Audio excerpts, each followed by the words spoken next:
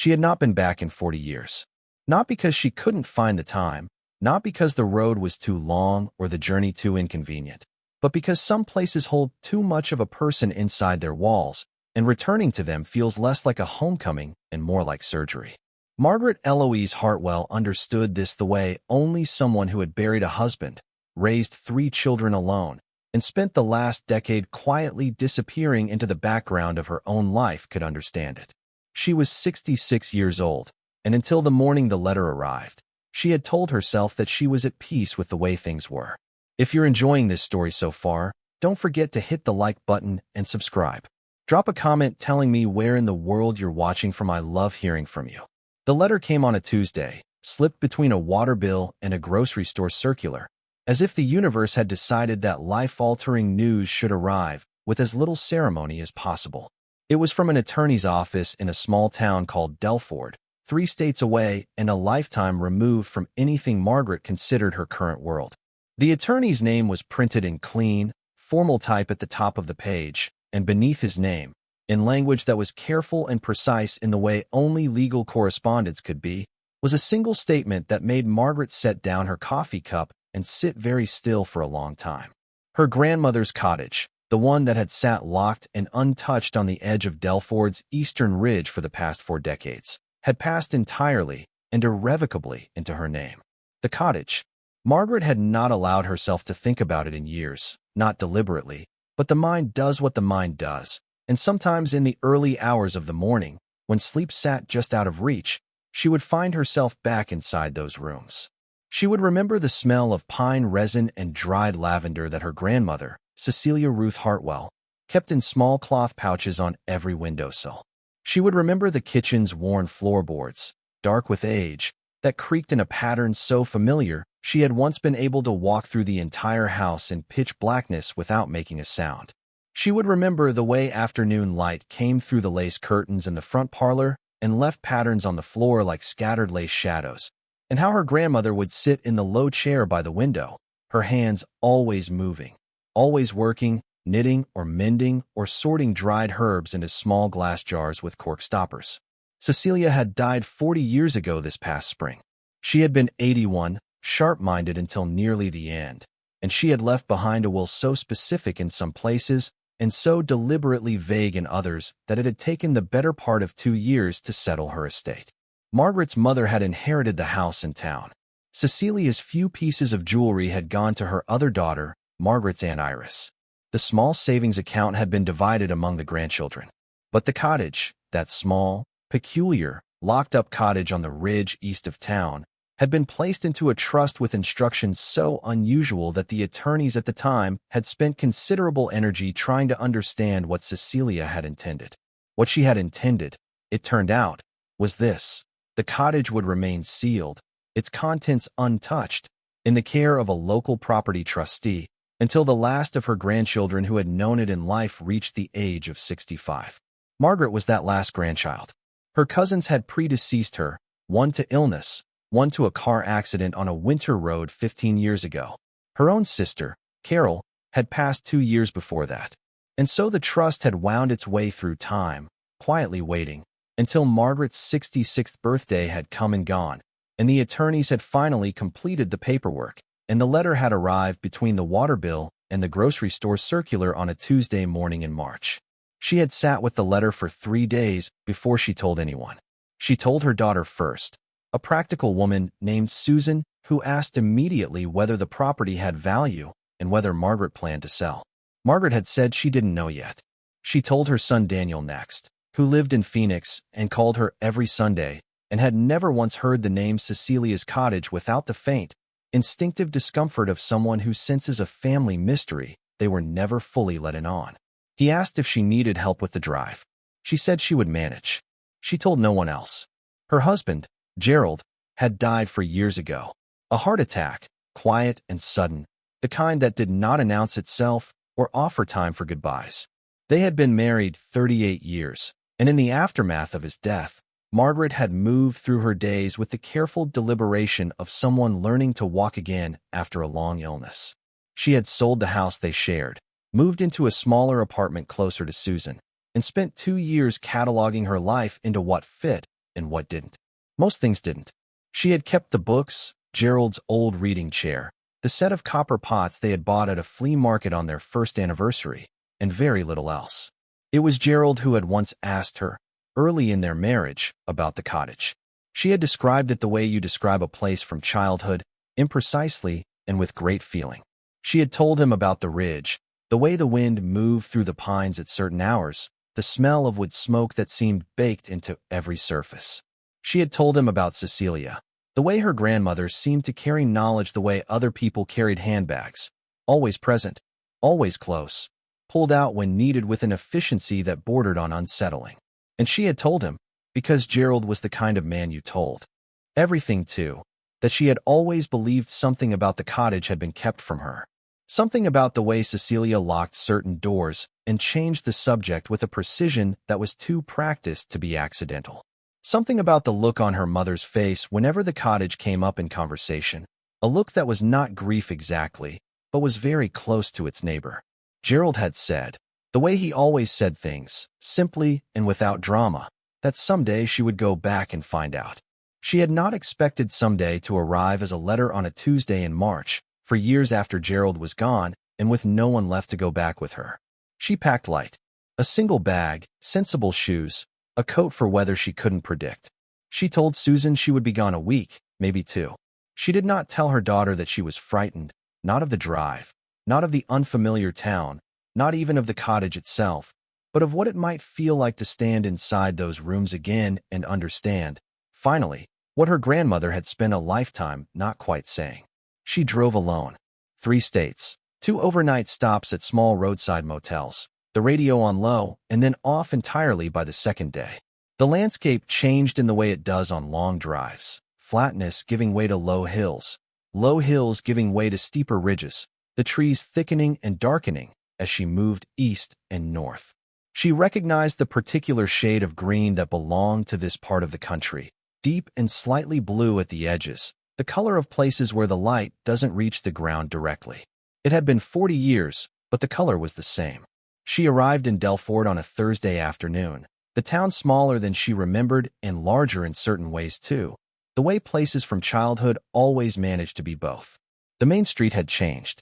The old hardware store was gone, replaced by a cafe with chalkboard menus in the window. The pharmacy was still there, different signage, same location. She drove through slowly, not looking for anything in particular, just letting the place arrange itself around her memory until the 2 versions, the remembered and the actual, found some agreement. The attorney's office was on a side street, a modest building with a brass plate by the door. The attorney himself was younger than she had expected, a man in his late 40s with careful eyes and the practiced patience of someone accustomed to delivering complicated news to people who weren't quite ready to hear it. He explained the trust one more time, walked her through the paperwork, and handed her 2 keys on a plain metal ring. One key was modern, a standard door key. The other was older, heavy brass, worn smooth at the edges in the way of something handled many thousands of times. It had a number etched into it, a small, precise 4, though what it opened in the cottage he could not say. He told her that in 40 years, no one had entered the property. The trust had covered basic maintenance, roof repairs when necessary, some exterior upkeep. The inside had been left entirely as it was. He said this last part carefully, watching her face, and she appreciated the care even if she wasn't sure what he was anticipating from her. She thanked him and took the keys and drove east out of town toward the ridge. The road narrowed as she climbed, the pavement giving way to packed gravel, the trees pressing closer on either side. She remembered this road. She had ridden it countless times as a child, first in the back of her parents' station wagon, later on a bicycle that was slightly too big for her and required standing on the pedals to reach any kind of useful speed. The ridge itself appeared through the trees before the cottage did, a long, pale line of exposed limestone that ran along the high ground like a spine. The pines thinned near the top, replaced by lower scrub and outcroppings of stone, and there, at the edge of the clearing where the trees pulled back and the ridge leveled out, sat the cottage. It was smaller than memory. They always are. But it was also more solid, more particular, more itself than any version of it she had held in her mind over the decades. Stone walls, a low roofline, the chimney leaning very slightly to the east, as if it had always meant to look in that direction. The front window was intact, its glass hazy with age and accumulated grime, but unbroken. The door was deep green, the paint peeling now but still present, still the same color Cecelia had chosen and touched up every few years with the unhurried precision she brought to all practical matters. Margaret sat in the car for a few minutes. The engine ticked as it cooled. A bird moved through the pines at the edge of the clearing, and she tracked it without meaning to, the way the eye follows motion before the mind has decided to engage. Then she picked up the keys, opened the car door, and walked across the clearing to the front steps. The steps were stone, solid, unshifted by time. The porch railing had not fared as well, one post leaning and another missing entirely, but the boards underfoot held when she tested them. She stood at the door and looked at the key in her hand, the newer one, and felt something she hadn't expected. Not fear, not grief, not the specific brand of melancholy she had prepared herself for. Something quieter and stranger. The feeling of being on the edge of a sentence that had been waiting 40 years to be finished. She put the key in the lock. It turned cleanly, which surprised her. She pushed the door open. The smell reached her before anything else.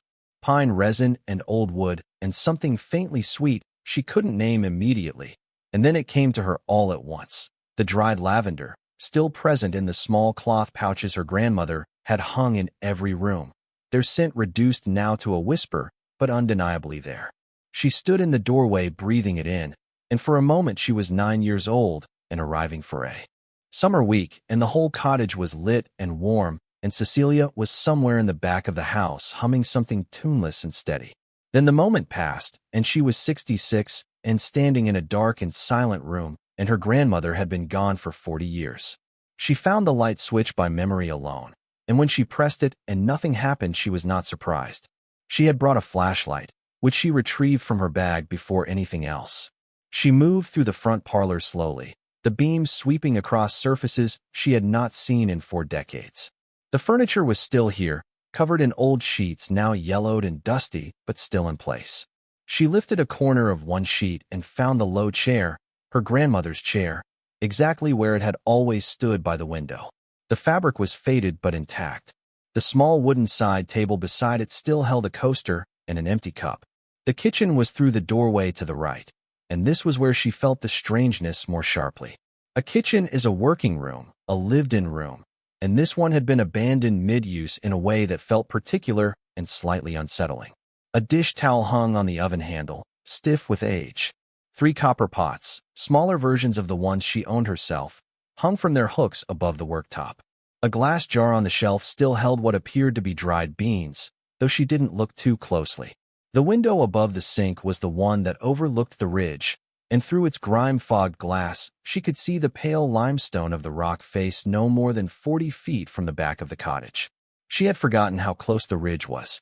She had spent so much of her memory on the cottage's interior that she had let the geography around it blur.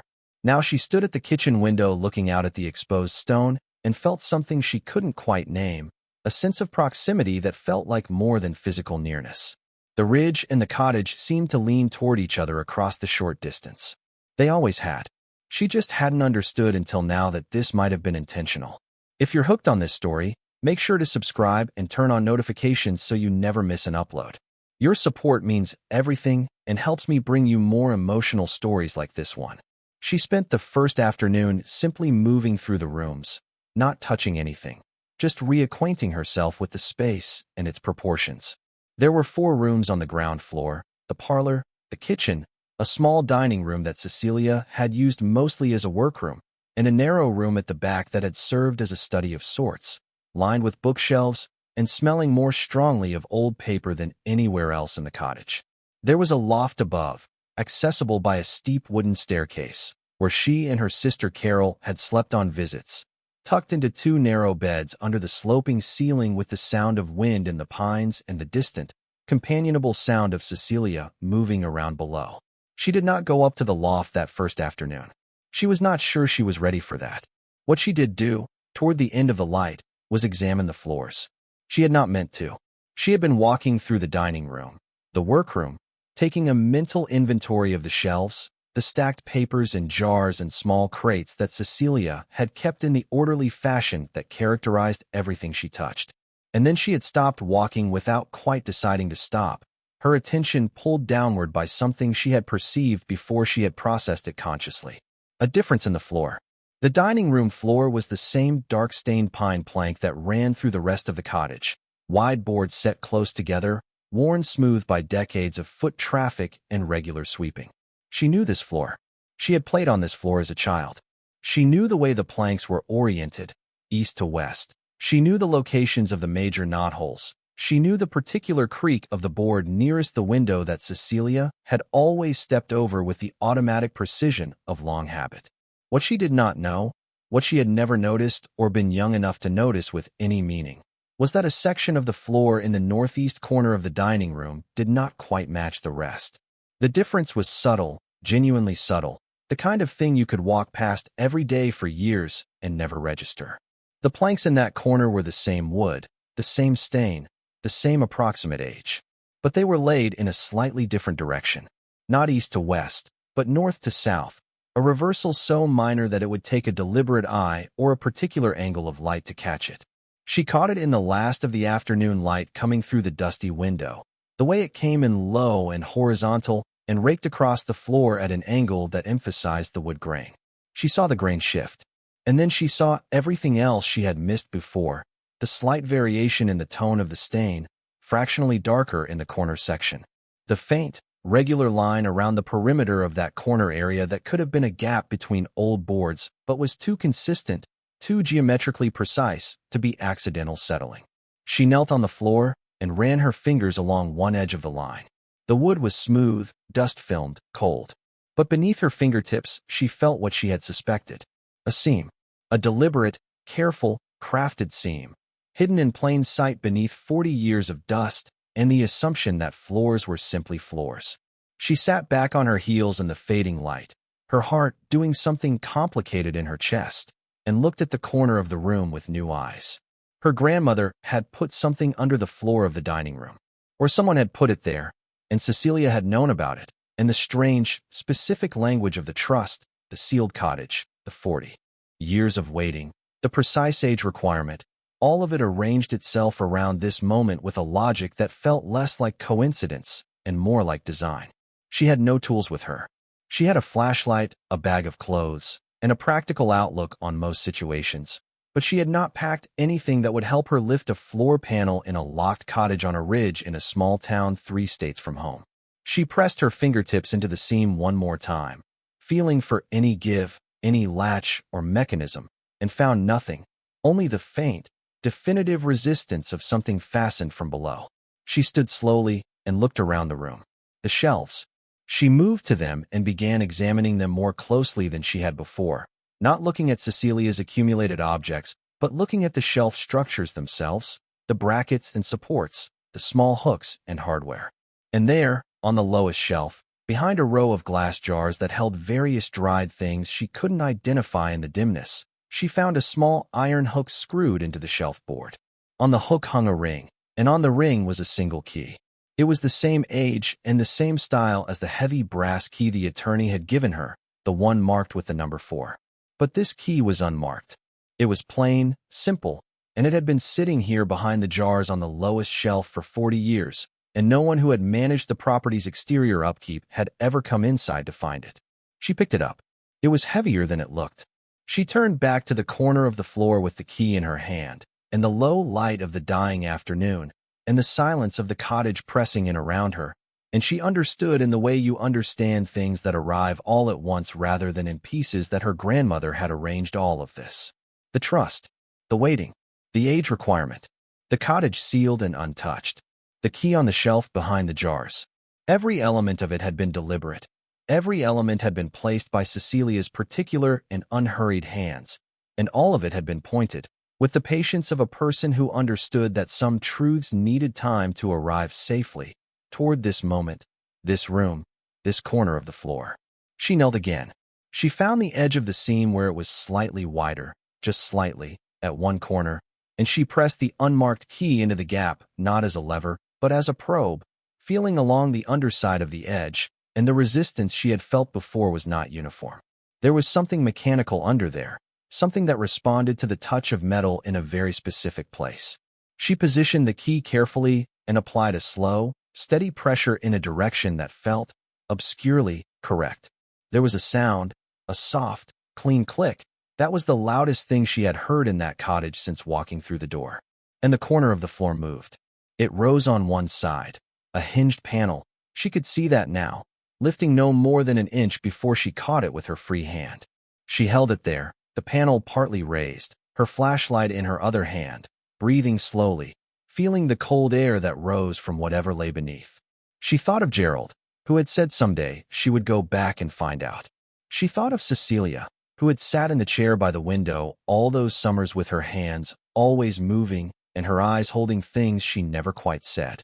She thought of the 40 years between then and now, and all the ordinary days that had filled them, and how extraordinary it was that under all of it, a floor had been waiting. She opened the panel all the way. The hinges were silent. They had been oiled, recently oiled, which stopped her breath for a moment because who had been here to oil them? But that thought could wait. Everything could wait except the beam of the flashlight and the darkness below. She pointed the light down. Stone steps, 6 of them, cut into the earth with the same deliberate care as the floor panel above. The walls on either side were not raw earth but fitted stone, the same pale limestone as the ridge outside, placed with an attention to craft that no one had hastily assembled. At the base of the steps, the light reached just far enough to show the edge of a floor, stone again, and beyond it the suggestion of a space, a room, not large, not small, not a root cellar, not a simple storage hole. Something that had been built to last. She stayed where she was for a long moment, kneeling at the edge of the open panel, the cold air moving steadily upward around her, carrying with it the same mineral scent she associated with the ridge, that particular coolness of deep stone and enclosed air that speaks of places that have been shut away from daylight for a very long time. Then she sat on the edge of the panel frame and swung her legs over and placed her feet on the first step. She descended carefully, one hand on the fitted stone wall, the flashlight illuminating each step before she trusted her weight to it. The stone was dry under her feet, solid, unmoved by time. The walls on either side were close enough that she could touch both simultaneously, but the space did not feel cramped.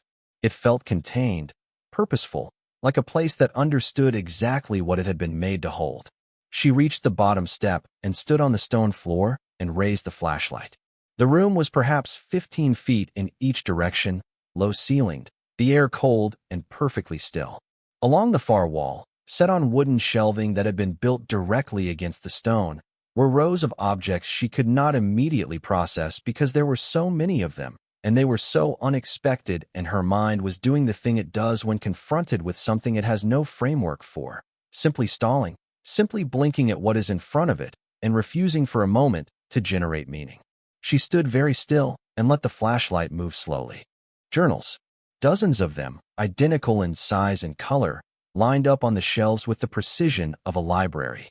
Their spines faced outward, and on each spine, in Cecelia's unmistakable handwriting, a year was marked. The earliest she could make out from across the room began in 1941. The latest, the one at the far end of the shelf nearest where she stood, was dated 1983, the year her grandmother died. Below the journals, on the lower shelves, were other things. Envelopes, bundled in neat stacks and tied with faded ribbon. A tin box, locked. Several small crates, their lids closed. And there, in the corner nearest the stairs, something that made her stop moving the flashlight entirely and simply stare. A child's shoe. A single shoe, small and dark with age, placed upright on the shelf as if it had been set there with great care by someone who intended to come back for it. The silence in that underground room was the deepest she had ever experienced. Not the silence of absence, but the silence of presence, the silence of things that had been kept very carefully, for a very long time, for reasons that were about to stop being secret. She stood at the bottom of those 6 stone steps, 66 years old, 3 states from home, and she understood with the full weight of certainty that the cottage had not simply been sealed and waiting. It had been a vault. And her grandmother, who had sat in the chair by the window with her hands always moving and her eyes holding things she never quite said, had built it herself, had filled it herself, had trusted it to time and to Margaret, the last one left, the one she had always said, with the quiet certainty of someone stating a fact rather than offering a compliment, would know what to do. She reached out and took the first journal from the shelf. The year on the spine read 1944. She opened the cover, and the first line her grandmother had written, in the careful, upright hand that she would have recognized anywhere, said this: "If you are reading this, then you have finally come back, and you already know that what I am about to tell you will change everything you thought you understood about this family. So sit down first. Sit down and give yourself a moment. Then read." Margaret sat down on the stone floor of the underground room with the journal open in her hands and the flashlight propped against the wall and the cold air of the ridge all around her, and she gave herself a moment. Then she began to read. The journal was not a diary in any conventional sense. There was no daily account of weather or meals or small domestic events. None of the comfortable texture of an ordinary life recorded for ordinary purposes. What her grandmother had written was something else entirely, something that had clearly taken years to commit to paper, assembled in the careful, deliberate way of someone who understood that the truth, once written, becomes permanent in a way that spoken words can never quite manage. The handwriting was her grandmother's, the same neat upright hand that had addressed birthday cards and written grocery lists and labeled the glass jars on the kitchen shelf. But the words were not the words of the woman Margaret thought she had known. The journal opened in 1944, in the middle of the war, in the middle of everything. Cecelia had been 35 years old, living in this cottage on this ridge, married to a man named Thomas Hartwell whom Margaret had never known because he had died before she was born, dead of a fever on a winter night in 1951 that her mother had always described with the practiced brevity of someone who had rehearsed a shorter version of a longer story. Thomas was mentioned in the journal's first pages with a love that was also, unmistakably, complicated. He was a good man, Cecelia had written. He was a good man who made a decision in the spring of 1943 that I have spent every year since trying to understand and every year since trying to forgive. Margaret read that sentence twice.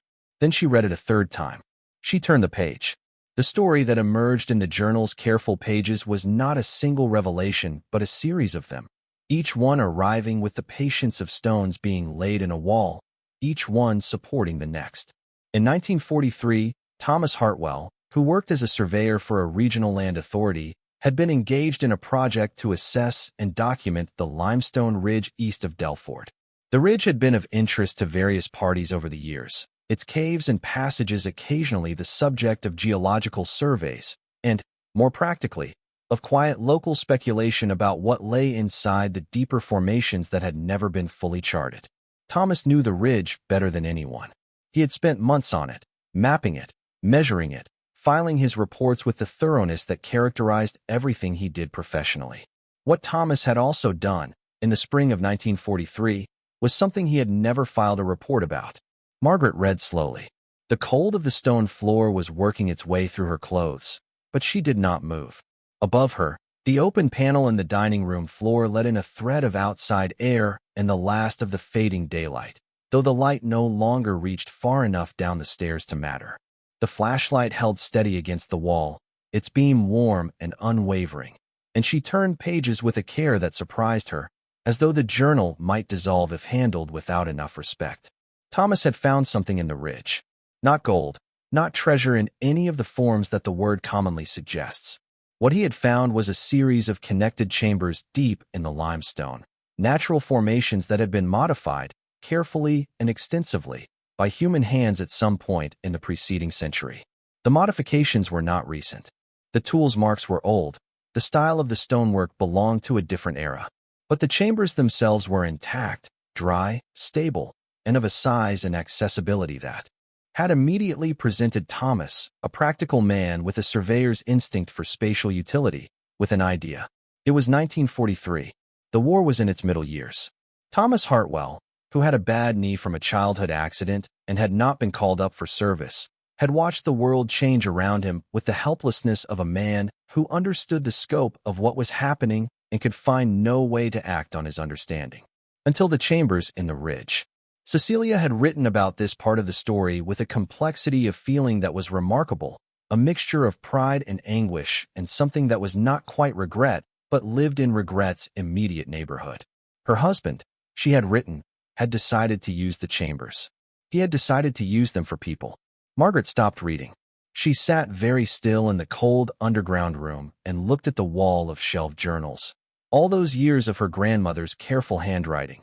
And she felt the weight of the truth finding its shape around her the way water finds the shape of the vessel it's poured into.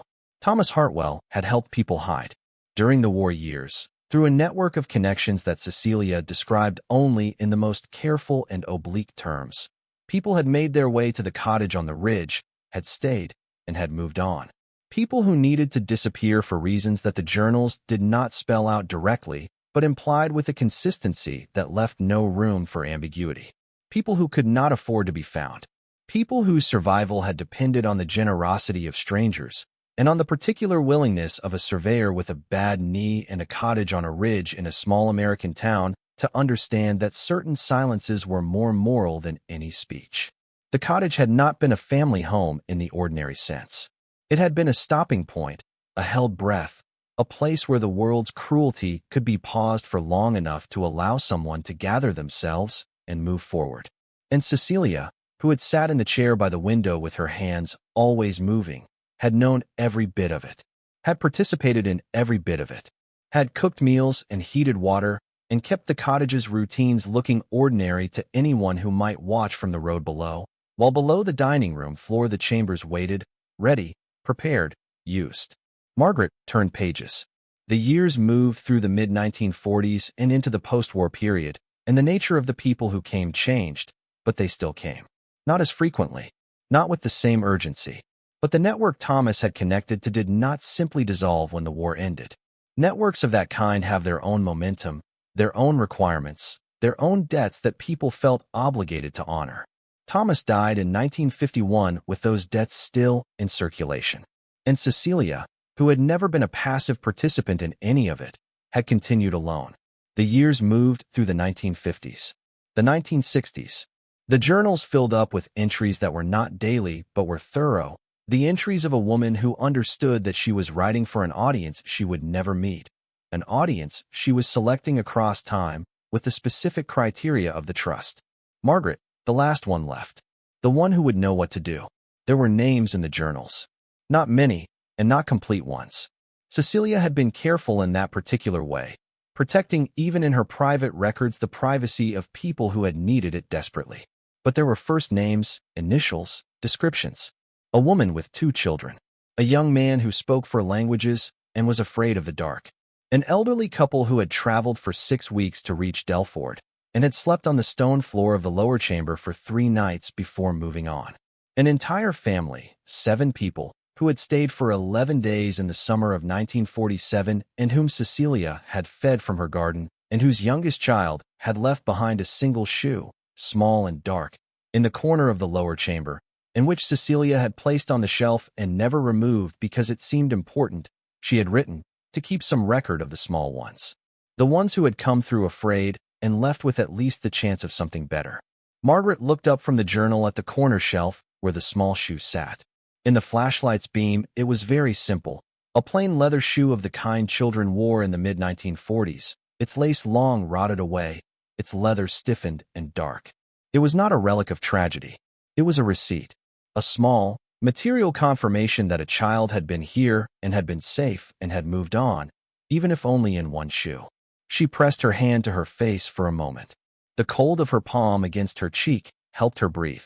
She understood now why the trust had specified what it had. Cecelia had not wanted the cottage opened until the last person who had known her personally was old enough to understand without judgment, old enough to have lived enough life to recognize that the world is complicated in ways that cannot be resolved by comfort or simplicity, old enough to be trusted with the full weight of a truth that spanned 40 years and involved the fates of people whose names were not even fully recorded. She had not trusted her own children with it. Not because she doubted them, but because the story was too large and too specific and too tied to a period of history that carried legal and social complications she had spent decades managing carefully. She had trusted Margaret, the youngest grandchild, the one she had always watched with a particular attention that Margaret had felt but never understood. She had left the cottage sealed and the journals waiting and the trust in place and the key on the shelf behind the jars, and had calculated, with the patient precision that characterized everything she did, that Margaret would find it when the time was right.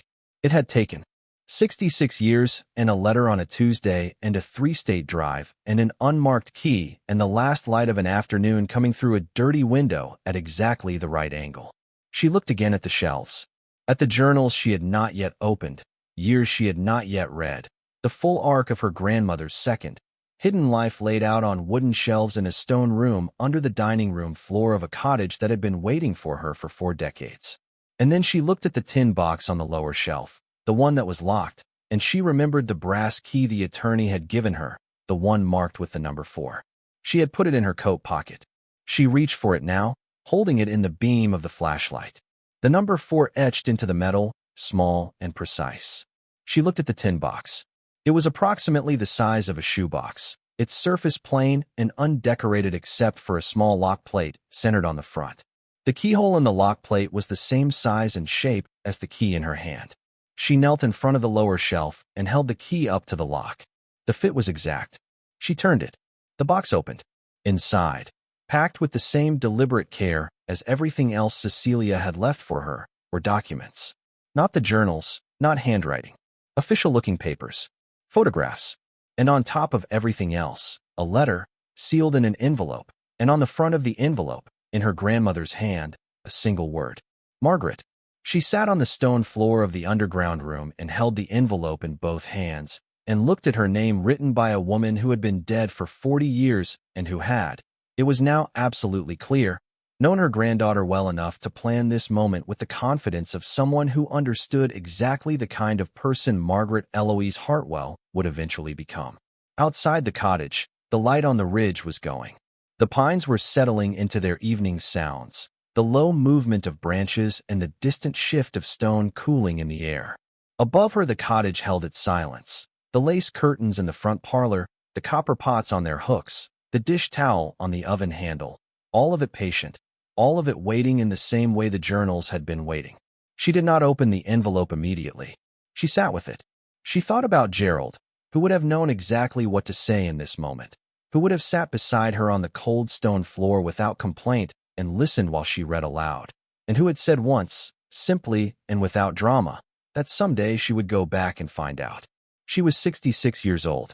She had driven 3 states alone.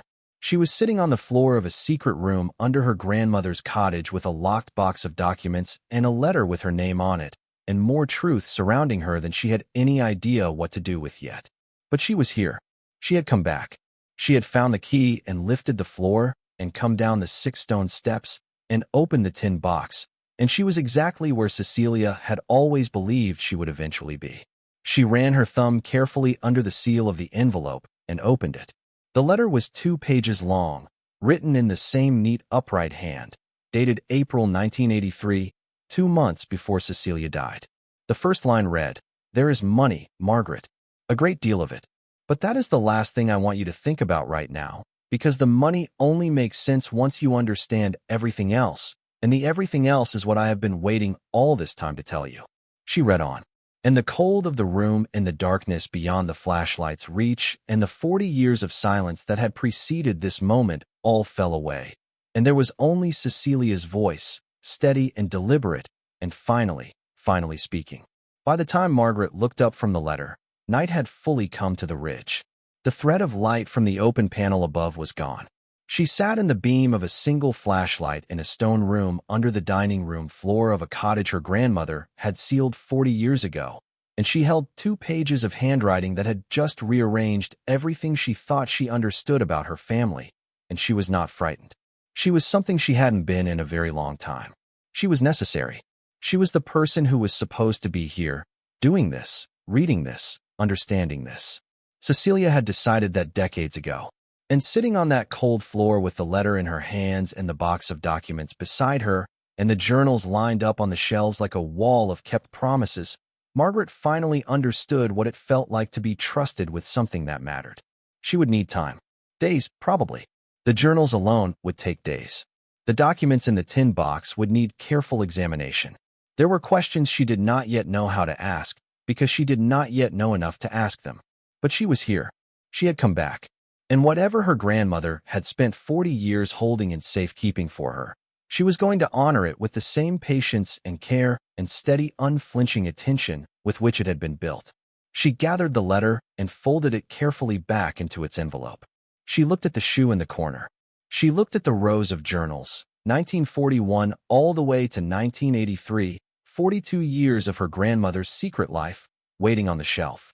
Then she stood, her knees protesting the cold stone, and she climbed the 6 steps back up into the dining room of the cottage, and she closed the panel behind her, and she sat at the old kitchen table in the darkness and listened to the wind in the pines of the ridge and thought about everything that was about to change. Tomorrow, she would begin at the beginning. Tomorrow, she would read.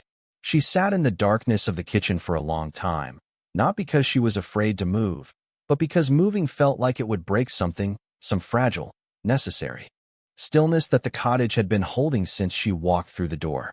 The wind moved through the pines outside, and the old timbers of the roof made the small sounds that old roofs make in cooling air, settling, adjusting, breathing in the way that only structures which have stood long enough to develop their own habits can breathe. She knew those sounds. She had heard them as a child, lying in the loft with Carol's steady breathing beside her and the whole long night of summer ahead. And she had found them comforting then for the same reason she found them comforting now. They were proof of continuity. They were the sound of something that had lasted. The tin box sat on the kitchen table in front of her. She had carried it up from the lower room without quite deciding to, her hands moving on instinct while her mind was still somewhere else entirely, still in the letter, still in Cecelia's voice. She would look at the documents inside tomorrow in daylight. She would take her time with them. She had driven 3 states to be here, and there was no urgency now except the urgency of understanding. And that was not the kind of urgency that could be rushed without cost. She thought about the network her grandmother had described. The careful, quiet architecture of it. The way it had operated under the surface of an ordinary-seeming life with such thoroughness that 40 years of local memory and several subsequent property reviews had not turned up a single trace of it. Cecelia had not simply been a woman who kept her silence. She had been a woman who understood, with a sophistication that Margaret was only beginning to grasp, that silence is itself a kind of construction, something built deliberately and maintained actively, requiring the same care and attention as any other structure that is meant to stand. The shoe in the corner of the lower room. She kept coming back to that. A child, traveling with adults through circumstances no child should have to navigate, and leaving behind a single shoe. And Cecelia, who had known this family's name and known what they were running from, and had fed them from her garden, and let them sleep on the stone floor of the chamber, and watched them move on toward whatever came next, had picked up that shoe and placed it on the shelf as if it were something precious. Because to her it was.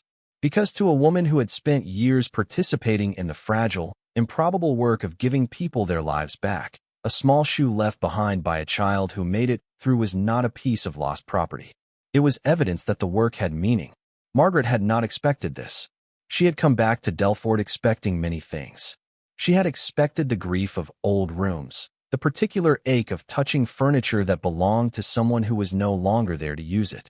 She had expected the complicated feeling of inheritance, that mixture of gratitude and guilt that comes with receiving what someone has left behind. She had expected, if she was honest with herself, some kind of resolution to the low, persistent sense she had carried since childhood that her grandmother's life contained dimensions she had not been allowed to see. She had expected revelation, in the abstract, cautious way that you expect something you have spent years not quite letting yourself hope for. She had not expected to feel proud, not of the money, because she still didn't know what the money was or how much of it existed or where it had come from. The letter had mentioned it only briefly and deliberately, saving it for what came after, for the full account in the journals and documents that now waited for her like a course she hadn't known she was enrolled in. She did not yet know the shape of what Cecelia had built and left for her, the financial reality of it, the practical implications that would eventually need addressing. But she knew the rest of it now.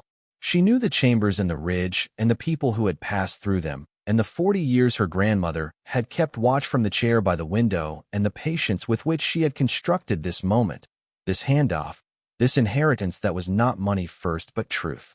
And she felt, sitting in the dark kitchen of the locked cottage with the tin box on the table and the panel in the dining room floor and the stone steps below and the small shoe on the shelf in the lower room. A pride so specific and so heavy that it sat in her chest like something physical. Her grandmother had been extraordinary. She had been quietly, practically, entirely extraordinary, and she had spent her extraordinary life looking unremarkable to anyone who was not paying close enough attention. And she had left all of it, the truth of herself, the account of what she had done and why and for whom, to the one grandchild she believed would recognize the worth of it. Margaret Eloise Hartwell sat at the kitchen table of the locked cottage on the ridge and looked at the tin box in the darkness and felt, for the first time in 4 years, the specific quality of not being alone that has nothing to do with other people being present. She felt accompanied by a woman who had known her before she knew herself and who had trusted her across 40 years of silence with something that deserved to be known. The night was deep around the cottage.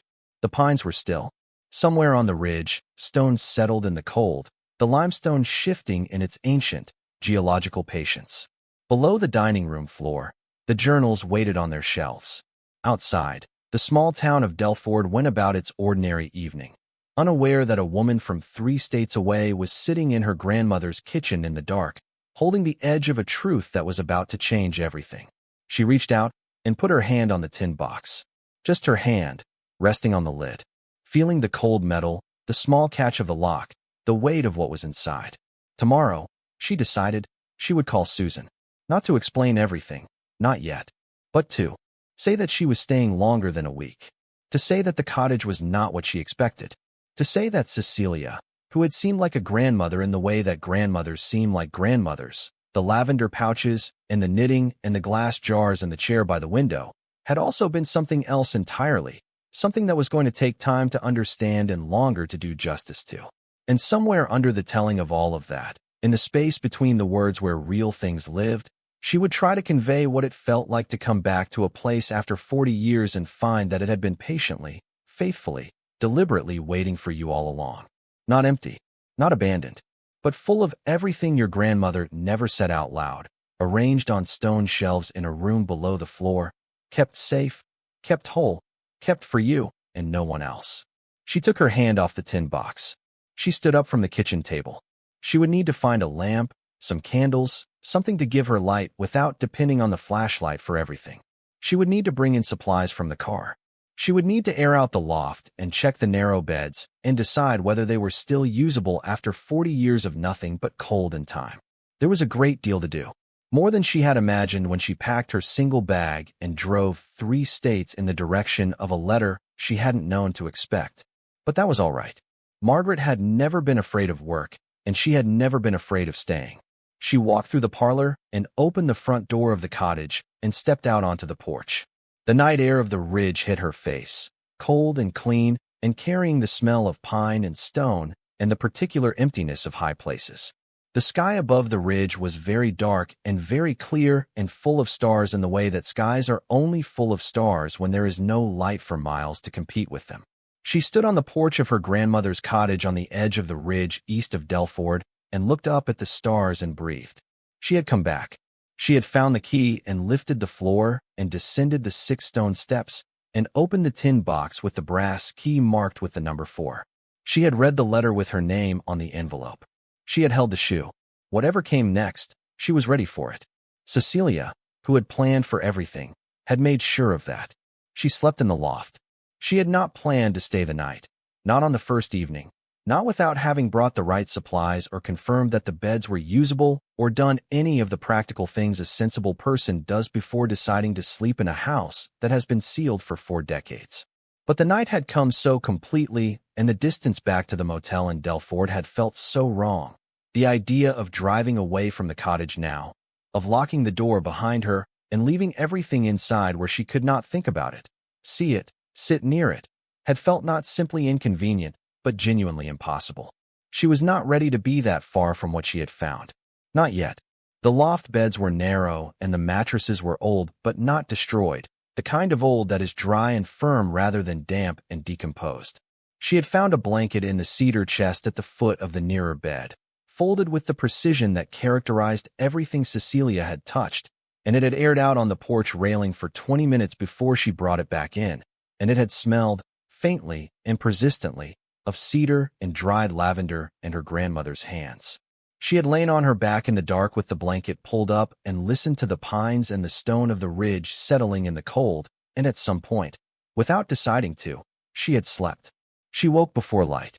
The loft was absolutely dark, the kind of dark that countryside achieves at 4 in the morning that no city ever manages, and for a single, floating moment, she did not know where she was. Then the smell reached her, old wood and lavender, and something mineral from the ridge, and she knew exactly where she was and why, and the knowledge settled over her not like a weight, but like a return, like the feeling of remembering something important that you had almost let yourself forget. If you're enjoying this story so far, don't forget to hit the like button and subscribe. Drop a comment telling me where in the world you're watching from. I love hearing from you. She lay still until the dark began to thin at the edges of the loft window, watching the light come slowly back to the room the way it comes back in places where there is no competition. The ceiling above her was the same low, slanting pine she remembered from childhood, the knots still visible, still in the same arrangements she had once spent summer mornings staring at, inventing shapes from their clusters. She had forgotten that.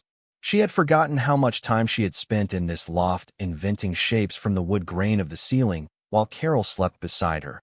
Carol, who had always been able to sleep late and who had always found Margaret's early waking mildly unreasonable. She had not thought about Carol in the specific texture of daily life, the small habitual details of her, in a long time. The grief of that, which should have been familiar by now, arrived freshly, the way grief tends to do in places where the person it concerns was also once present. She lay still another few minutes. Then she got up. She brought everything from her car that first morning. Her bag, the extra layers she had packed for uncertain weather, the small supply of food she had assembled at a gas station the day before, crackers and dried fruit, and a tin of coffee that required only hot water. She filled a pot at the kitchen tap and was surprised, then not surprised, when the water ran after a moment's hesitation. The trust had maintained the property. That meant the utilities had been kept, carefully, at a functional minimum. The electricity was not live. She had already established that. But the water ran and the stove, which was gas, lit after a long hesitation and several attempts, with a womp of caught flame that startled her and then steadied into a clean blue ring of heat. She made coffee. She sat at the kitchen table with the tin box in front of her and the gray light of early morning coming through the window over the sink, and she looked at the ridge. The limestone was pale in that light, almost white, the way bones are almost white in certain lights, and the pines around it were very dark by contrast, and the whole ridge looked exactly as it had always looked, ancient and present and close. She thought about what was inside that ridge. The chambers Thomas Hartwell had found and repurposed and kept quiet about. She thought about the people who had moved through those chambers over the years her grandmother had described in the letter and what it must have been like to be one of them, to arrive at a cottage on a ridge in a small American town after weeks or months of travel and danger and fear, and to find a woman in the kitchen who was going to feed you and not ask questions you couldn't safely answer, and to sleep on a stone floor in a chamber below the limestone and feel, perhaps for the first time, in a very long time, that you had stopped moving long enough to breathe. She drank her coffee, and then she went down the 6 steps with the flashlight, and she sat on the floor of the lower chamber, and she picked up the journal dated 1941, and she began at the beginning. Cecelia had started writing 2 years before Thomas found the chambers, a fact that itself told Margaret something important. The earliest entries were not about the network or the ridge or anything clandestine. They were simply about life on the ridge during the early war years. The price of sugar. The difficulty of getting certain hardware supplies. The neighbors who had gone, sons and husbands enlisted and gone. The particular quality of the quiet they left behind in a small town that had not yet fully understood what it had agreed to. Cecelia wrote about these things with a directness that was also its own kind of poetry, not straining for effect, but arriving at it anyway through the simple precision of her observation. She wrote about Thomas in those early pages with a warmth that was also honest, acknowledging his stubbornness and his occasional silences and the way he sometimes forgot to tell her things he had decided, announcing conclusions rather than sharing the deliberations that led to them. It was this quality, the tendency to announce rather than discuss, that had shaped the events of the spring of 1943. Cecelia had not known about the chambers until Thomas came home one evening in April and told her, over dinner, without preamble, that he had found something in the ridge that was going to change what they were able to do. She had written about this conversation in careful detail, reconstructing it from memory in the journal she had kept, so that it had the quality of something she had returned to many times in her mind and wished to set down accurately. Thomas had described the chambers. He had described their size, their dryness, their accessibility from the cottage's back garden through a passage in the lower ridge that required only a short, manageable crawl. He had described the organization of them, the way they connected, the way they could be arranged to accommodate people comfortably, if not luxuriously. And then he had told her about the network. He had been in contact, through a series of introductions that the journal was careful not to trace too specifically, with a loose organization of individuals who were, in the language of the time, helping people through. The specifics of who these people were and where they were coming from had evolved over the years, shifting with the movements of the war and the specific pressures of each period, but the basic operation had been consistent. People who needed to disappear were connected, through a chain of intermediaries, to individuals who had the willingness and the means to provide them temporary safety.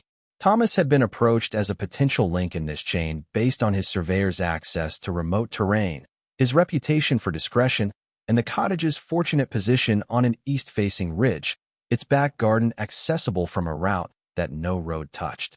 He had said yes before telling Cecelia. That was the part she had written about most carefully, returning to it across multiple journal entries over multiple years, turning it in the light like an object she was still deciding whether to keep. Not because she wished he had asked her, exactly, because she believed, and wrote this clearly, that she would have said yes without hesitation.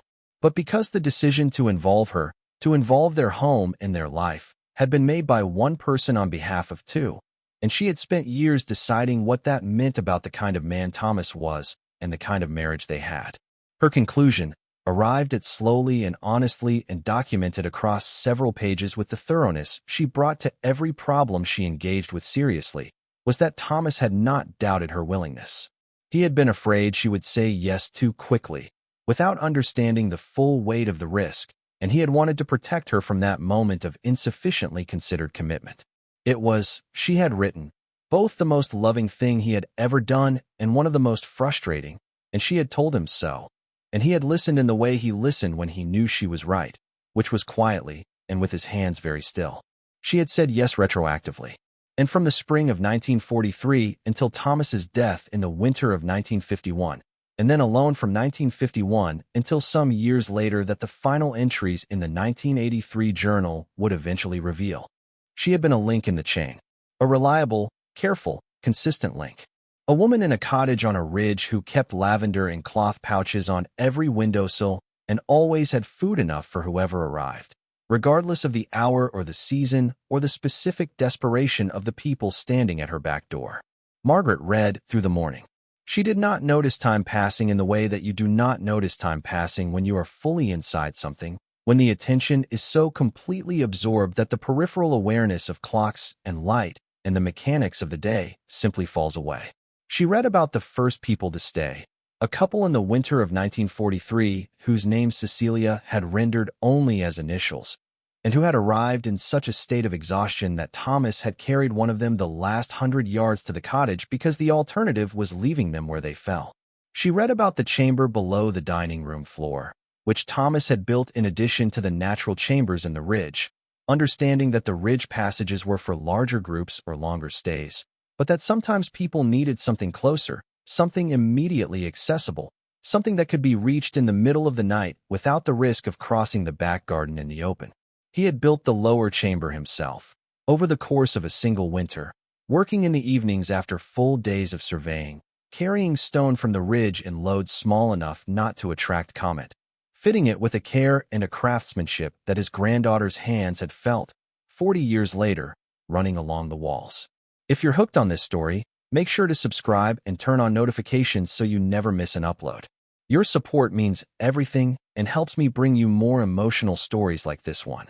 She stopped at midday, not because she wanted to, but because her body required it, coffee and crackers, and a short stretch on the porch in the pale early spring sunlight. She stood at the porch railing and looked out over the clearing toward the road below and thought about the documents in the tin box, which she had not yet opened fully. She had seen the top layer, the letter, and beneath it the edge of what looked like official papers, folded documents with the particular heft of things that had been notarized or stamped or otherwise made legally significant. She had not let herself look at them yet because she was following the order Cecelia had established in the letter, the journals first, then the documents, then the box's full contents, in the sequence her grandmother had determined was the right one. Understanding before numbers. Context before consequence. She had been in Dellford for less than 24 hours. She had not yet called Susan. She had not eaten a real meal. She was 66 years old, and she was sitting on the porch of her grandmother's cottage reading about a wartime network of hidden people and feeling more alert and more present than she had felt in years, possibly since before Gerald died, possibly longer than that. She went back inside. She made more coffee. She returned to the lower chamber, and she picked up the next journal, dated 1947, and she kept reading. The post-war years had brought a shift in the kind of people who came through and the reasons they came. The urgency of the war years had not simply dissolved when the war ended. The aftermath of that particular conflict had generated its own displacements and dangers, people whose circumstances were still dangerous for reasons that were political, social, or personal, reasons that the established mechanisms of relief and resettlement did not always reach or did not always reach quickly enough. Thomas had been asked to continue and had continued. Cecelia, who by this point was fully embedded in the operation's practical reality, coordinating supplies and timing and the careful management of the cottage's appearance to their neighbors, had been asked in her own right and had agreed in her own right, and the distinction between her participation and her husband's had effectively disappeared. They were partners in it, though the language of partnership in a 1947 journal entry carried the particular weight of a time and a place where that word between a husband and wife meant something more formal and more deliberate than it would later come to mean. It was in the 1947 entries that the family with 7 members appeared. She had been anticipating this entry since finding the shoe, and when she reached it the entry was longer than most, covering 4 pages in Cecilia's careful hand, written not in the clipped efficiency she used for factual recording, but in the slower, more considered register she reserved for things she wanted to remember fully. The family had come in the summer. They had traveled a long way, from a situation Cecelia described only obliquely, but with sufficient detail that Margaret could understand the seriousness without needing the specifics. There were adults and children. The children ranged in age from approximately 3 to approximately 12, and Cecelia had written about the children with an attention that was tender without being sentimental, noting the way the oldest had immediately taken responsibility for the younger ones in the way that children do when they have been frightened long enough to understand that managing their own fear is itself a form of help. Noting the way the youngest had slept with a trust that broke something in Cecilia's chest, simply lying down on the blanket on the stone floor and closing his eyes, as if the act of being horizontal in a safe room was all that was required. They had stayed 11 days. Cecelia had fed them from the garden and from her own stores and from supplies that came through the same network that had brought the family itself. She had managed the logistics of their presence with the invisible efficiency that characterized all her practical work, ensuring that their arrival and their time in the cottage left no impression on the neighborhood's awareness, no altered routine, no delivered goods that could not be explained by ordinary household need. On the 11th day, arrangements had been made and confirmed, and the family had moved on through the next link in the chain toward wherever the chain terminated for them, toward whatever life had been possible to assemble on the other side of all that movement and fear. The youngest child, the 3-year-old, had left a shoe behind. Not lost, or not entirely.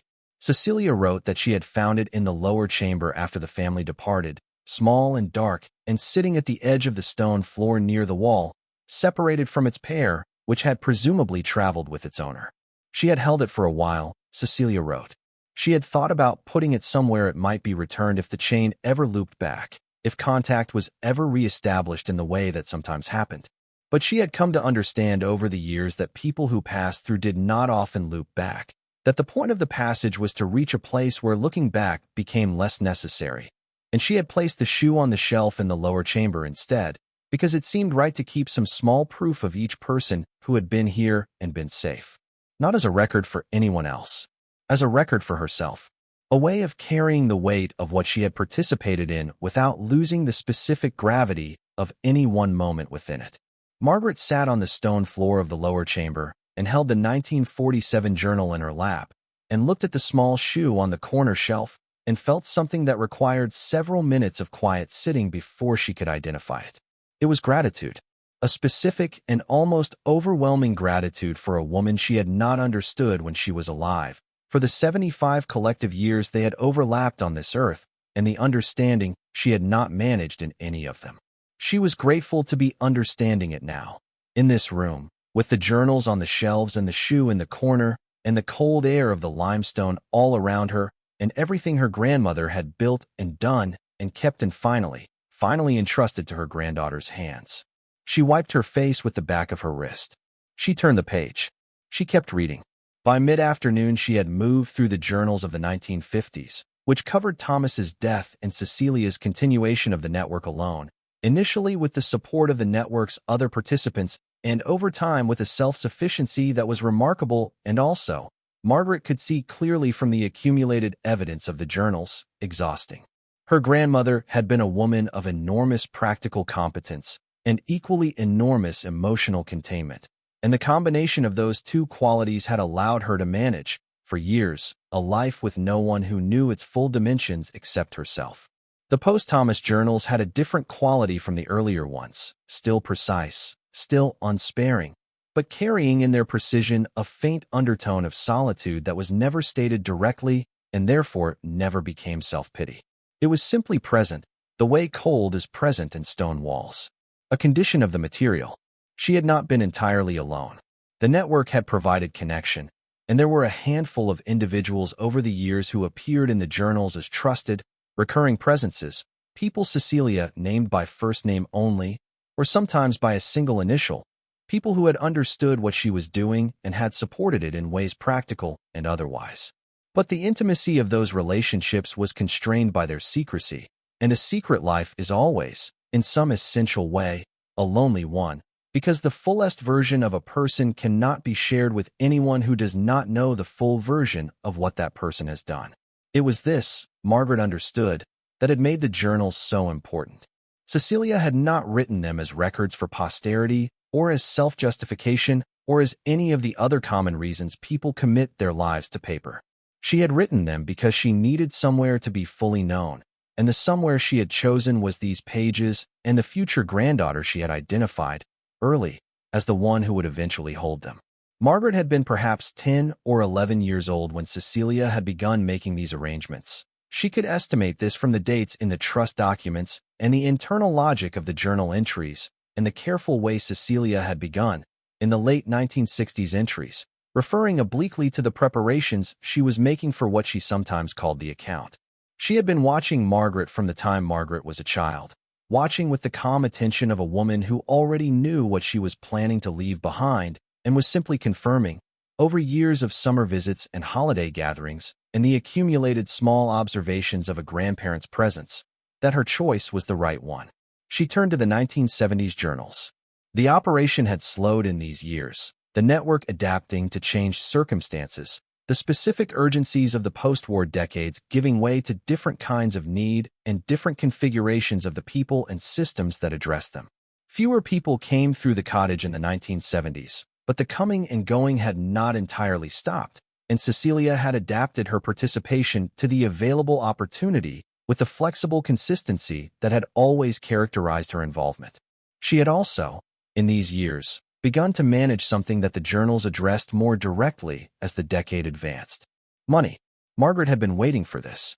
The letter had said there was money, a great deal of it, and had said no more on the subject, directing her instead to the journals, and she had understood that her grandmother was being patient with her in the way she had always been patient, leading her through the full story before offering the ending. But she had been aware, in the background of her reading, of the approaching moment when the financial reality of what Cecelia had built and kept would arrive on the page. She found it in the 1971 journal, in an entry that began with the same plainness as every other and then quietly disclosed that the network, over the years of its operation, had accumulated resources. This was not a surprise in itself. Organizations of any kind that operate over decades develop financial dimensions, from the contributions of participants, from the occasional generosity of benefactors who supported the work without participating directly, from the kind of quiet, informal economy of goods and services that sustains underground operations without the infrastructure of formal accounting. What was a surprise? What made Margaret stop reading and sit very still on the stone floor for a considerable time was the scale of what the entry described. The network had benefactors. Not many, but significant ones.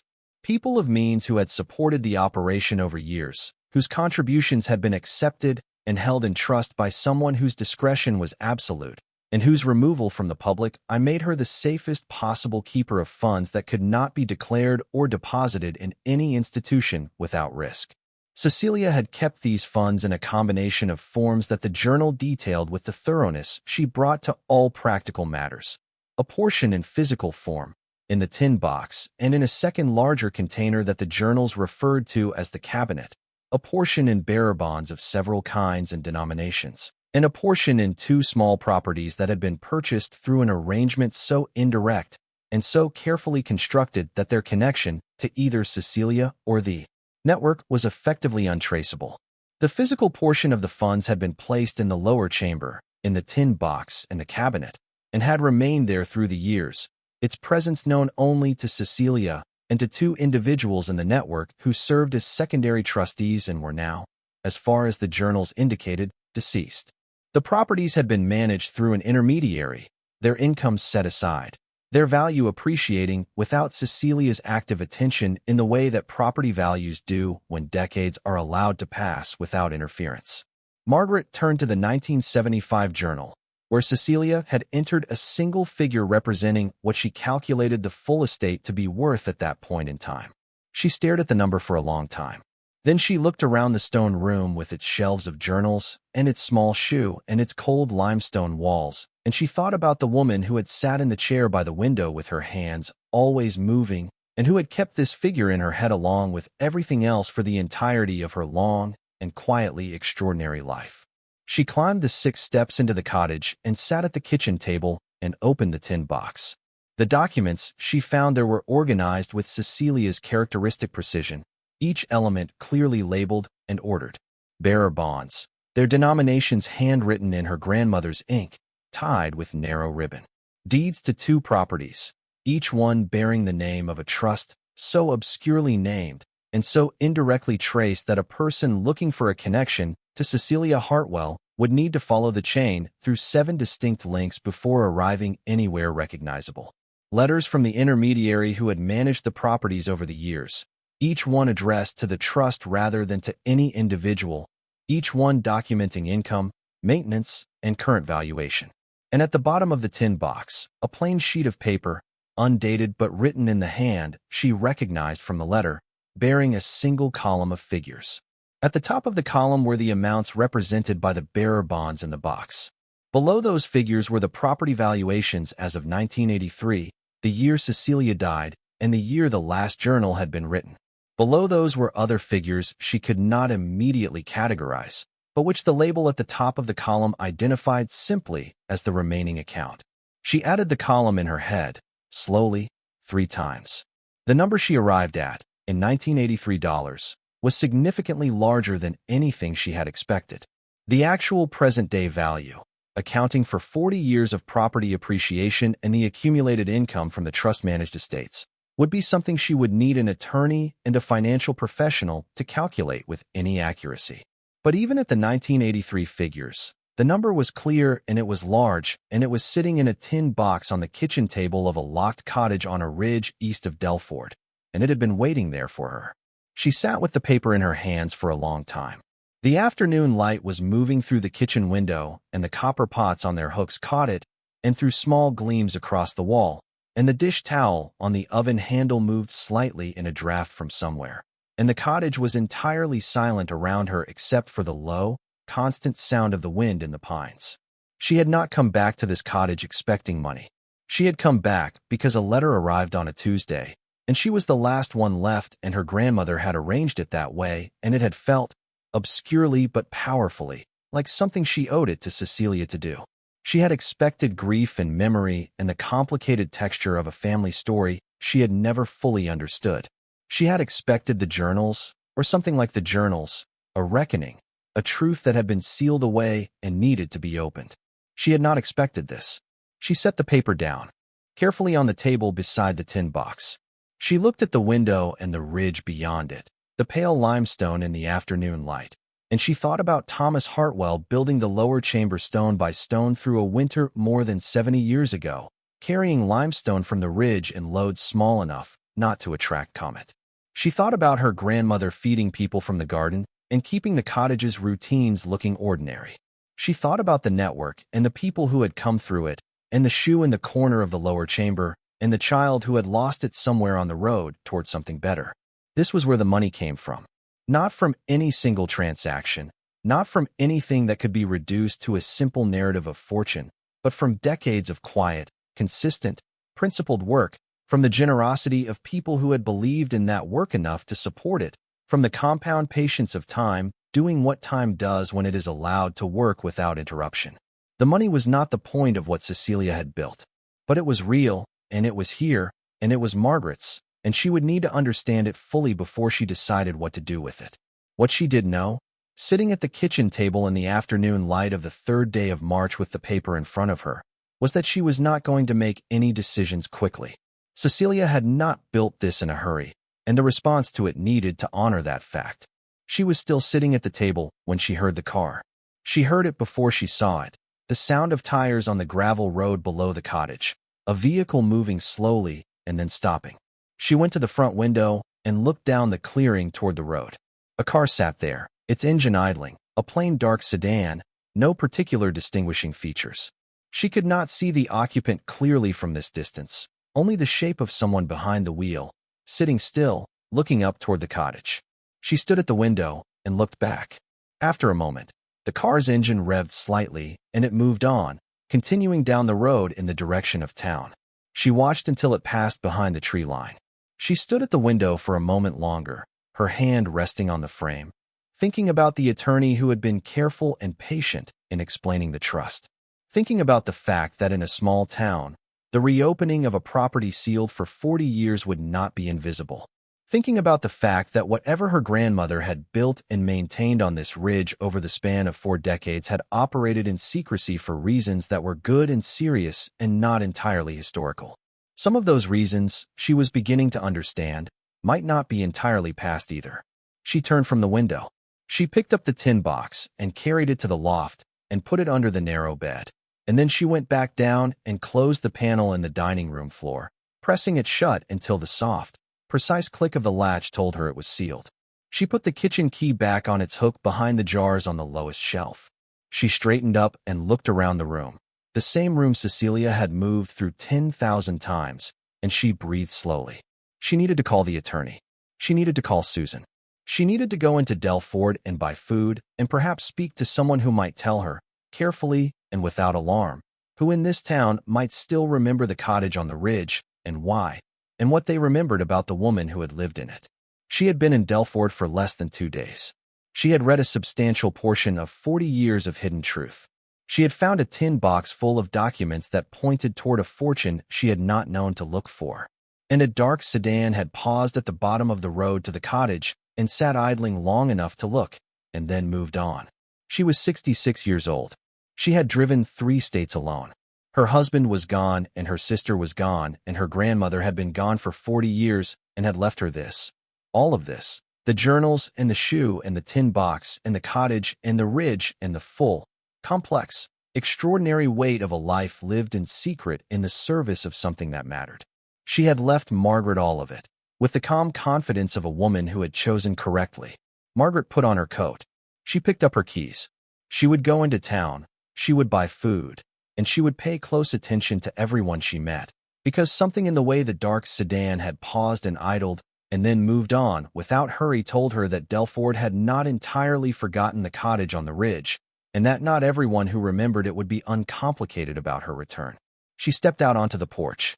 The afternoon light was long and low on the ridge, the limestone catching it and glowing faintly gold, and the pines were very still, and the clearing around the cottage was quiet in the particular way of places that are waiting for what comes next. She walked to her car and drove down the gravel road toward town, and she did not look in the mirror more than twice, and both times the road behind her was empty.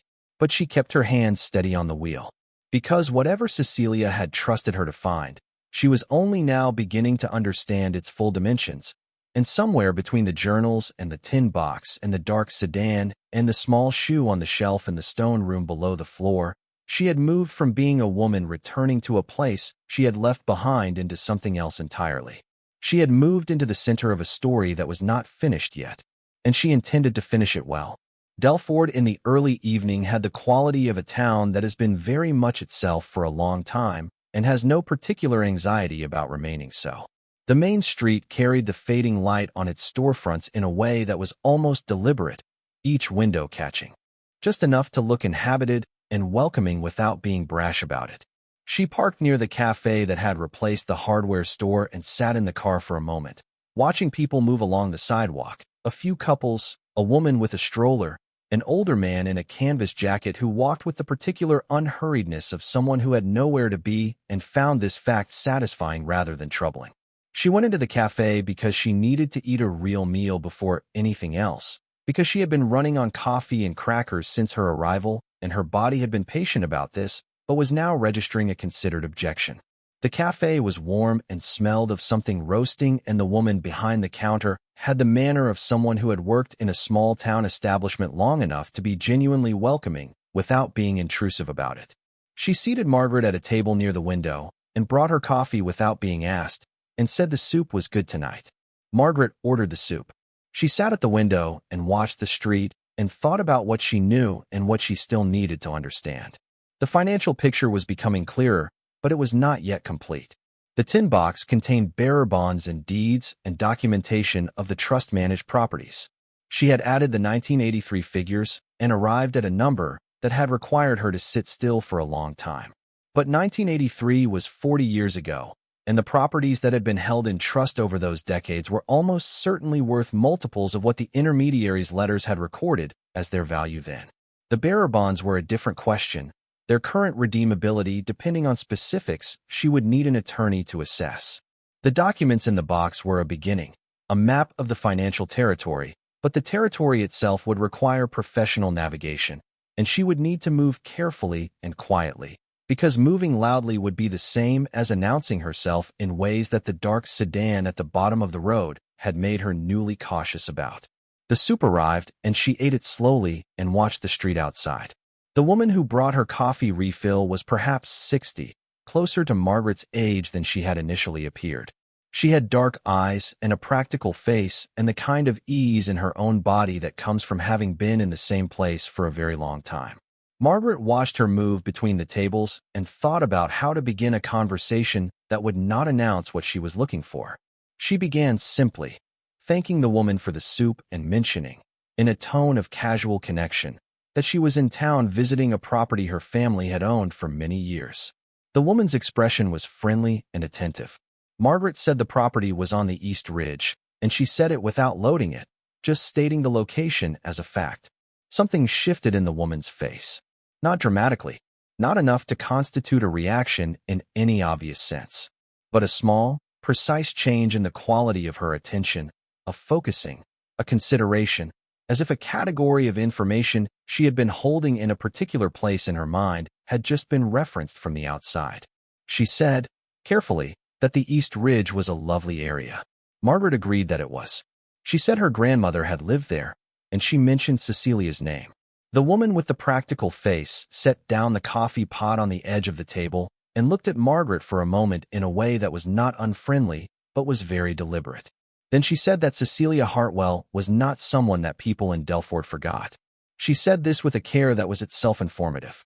Not that people remembered her warmly, not that people missed her, not any of the conventional formulations of local affection. Simply that she was not forgotten. Margaret asked her what she meant by that. The woman picked up the coffee pot. She looked toward the counter and then back at Margaret.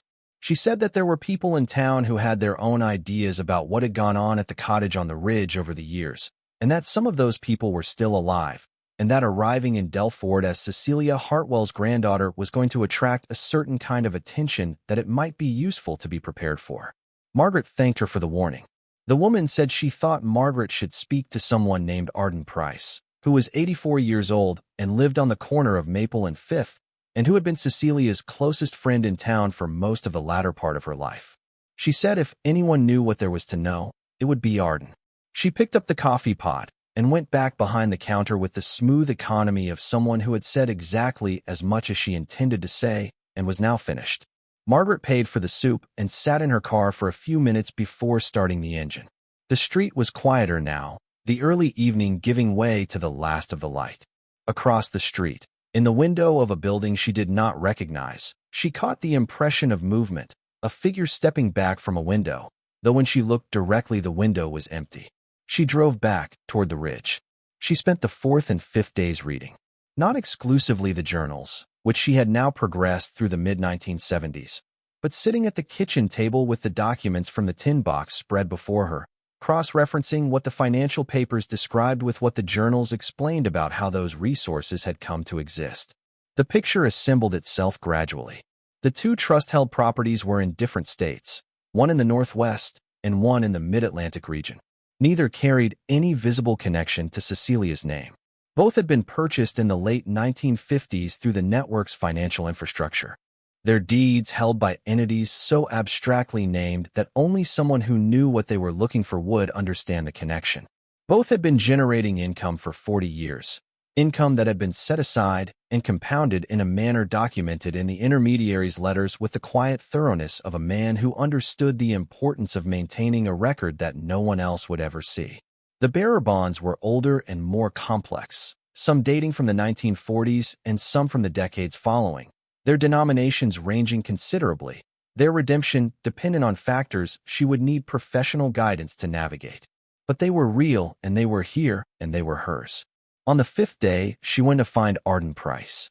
The house on the corner of Maple and Fifth was precisely the kind of house that an 84-year-old woman of strong character would inhabit. Modest from the outside, carefully maintained, its front garden still bearing the specific organization of someone who had tended it for decades and whose preferences in the arrangement of growing things had become, over time, visible as a kind of personal signature. Margaret knocked and waited, and the door opened after a pause long enough to suggest that the person on the other side had not hurried. Arden Price was small and very upright, with white hair cut short and eyes the specific shade of gray that is not pale, but is not dark either, simply itself, entirely. She looked at Margaret for a moment without speaking. Then she said, "You have her cheekbones." Margaret said she had been told that. Arden opened the door wider, and Margaret went inside. They sat in the front room, which smelled of old books and something floral she couldn't identify, and Arden made tea with the efficiency of someone who had made it 10,000 times and asked Margaret how far she had gotten with the journals. The directness of the question required a moment to absorb. Margaret said she was through the mid-1970s. Arden nodded as if this confirmed a calculation she had already made. She said that Cecelia had told her about the journals, not what was in them, but that they existed and that they were waiting for the right person. She said that she had not been certain, over the years, that the right person would come. Margaret asked her why. Arden said because some truths outlive the people they belong to and become difficult to claim. She said that Cecelia had been very clear about who she was leaving everything to, but that clarity on one end did not always translate into willingness on the other. People, Arden said, sometimes prefer not to know the weight of what they've been given until they've already put it down. Margaret said she had not put it down. Arden looked at her with the gray eyes. She said she could see that. Then she said, carefully and without preamble, that there were people in Dellford who knew the cottage had been opened. She said that a man named Corban Lyle, who was 69 years old and ran an old land surveying company that had been in his family since before the war, had asked about the cottage's trust status twice in the last 10 years. She said that Corban Lyle's grandfather had been Thomas Hartwell's supervisor at the Regional Land Authority. She said that in her opinion, the Lyle family's interest in the cottage was not casual. Margaret asked what she thought Corban Lyle's grandfather had known about the chambers in the ridge.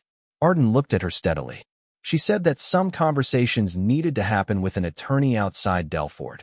someone who had no existing entanglements with the town's internal history. She set down her teacup. She looked at Margaret and said that the cottage and the chambers and everything Cecelia had built were not simply a family inheritance in the ordinary sense. They were evidence, in the legal and historical sense, of something that various people at various times had wanted to ensure stayed buried. She said that some of those people's interests had passed to their descendants. And she said that Margaret returning to the cottage and opening the panel in the dining room floor was the beginning of a reckoning that Cecelia had planned and waited for and was no longer present to manage.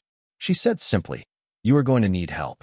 The right kind, from the right places, and you are going to need to move carefully and not alone."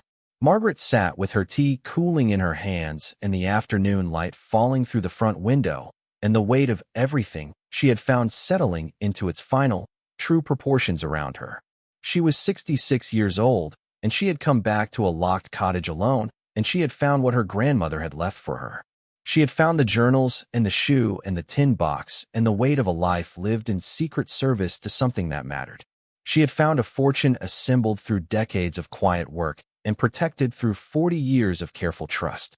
And now she was being told by a woman who had known Cecelia for most of both their lives that the finding was only the beginning, and that what came next would require a courage different from the courage of returning alone to a locked cottage, but no less necessary.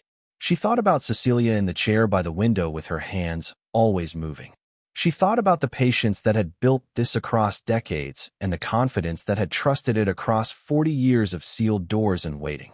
She thought about what her grandmother had understood, that the truth had to be kept safe until the moment was right for it to be released, and that releasing it required exactly the kind of person who would drive 3 states alone to open a locked door and sit in the cold with a flashlight until the full shape of it could be seen. She set down her teacup. She told Arden Price that she understood. She said she was not going to walk away from this. She said that Cecelia had trusted her with it, and she intended to honor that trust completely, whatever it cost, and however long it took. Arden looked at her for a moment. Then she said, quietly and without ceremony, that she had hoped for exactly this answer, and that she had waited a long time to hear it.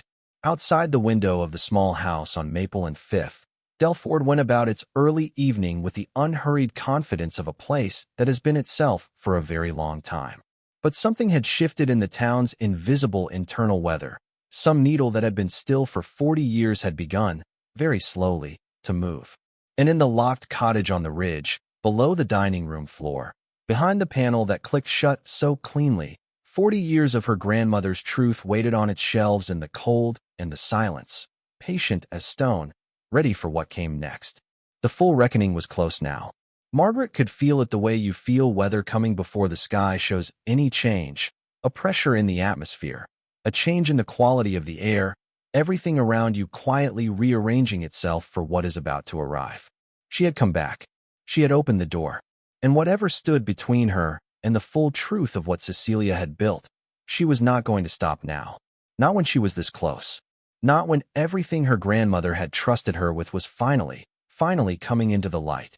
She called Susan that evening from the cottage porch, the phone pressed against her ear and the last of the ridge light going out behind the pines.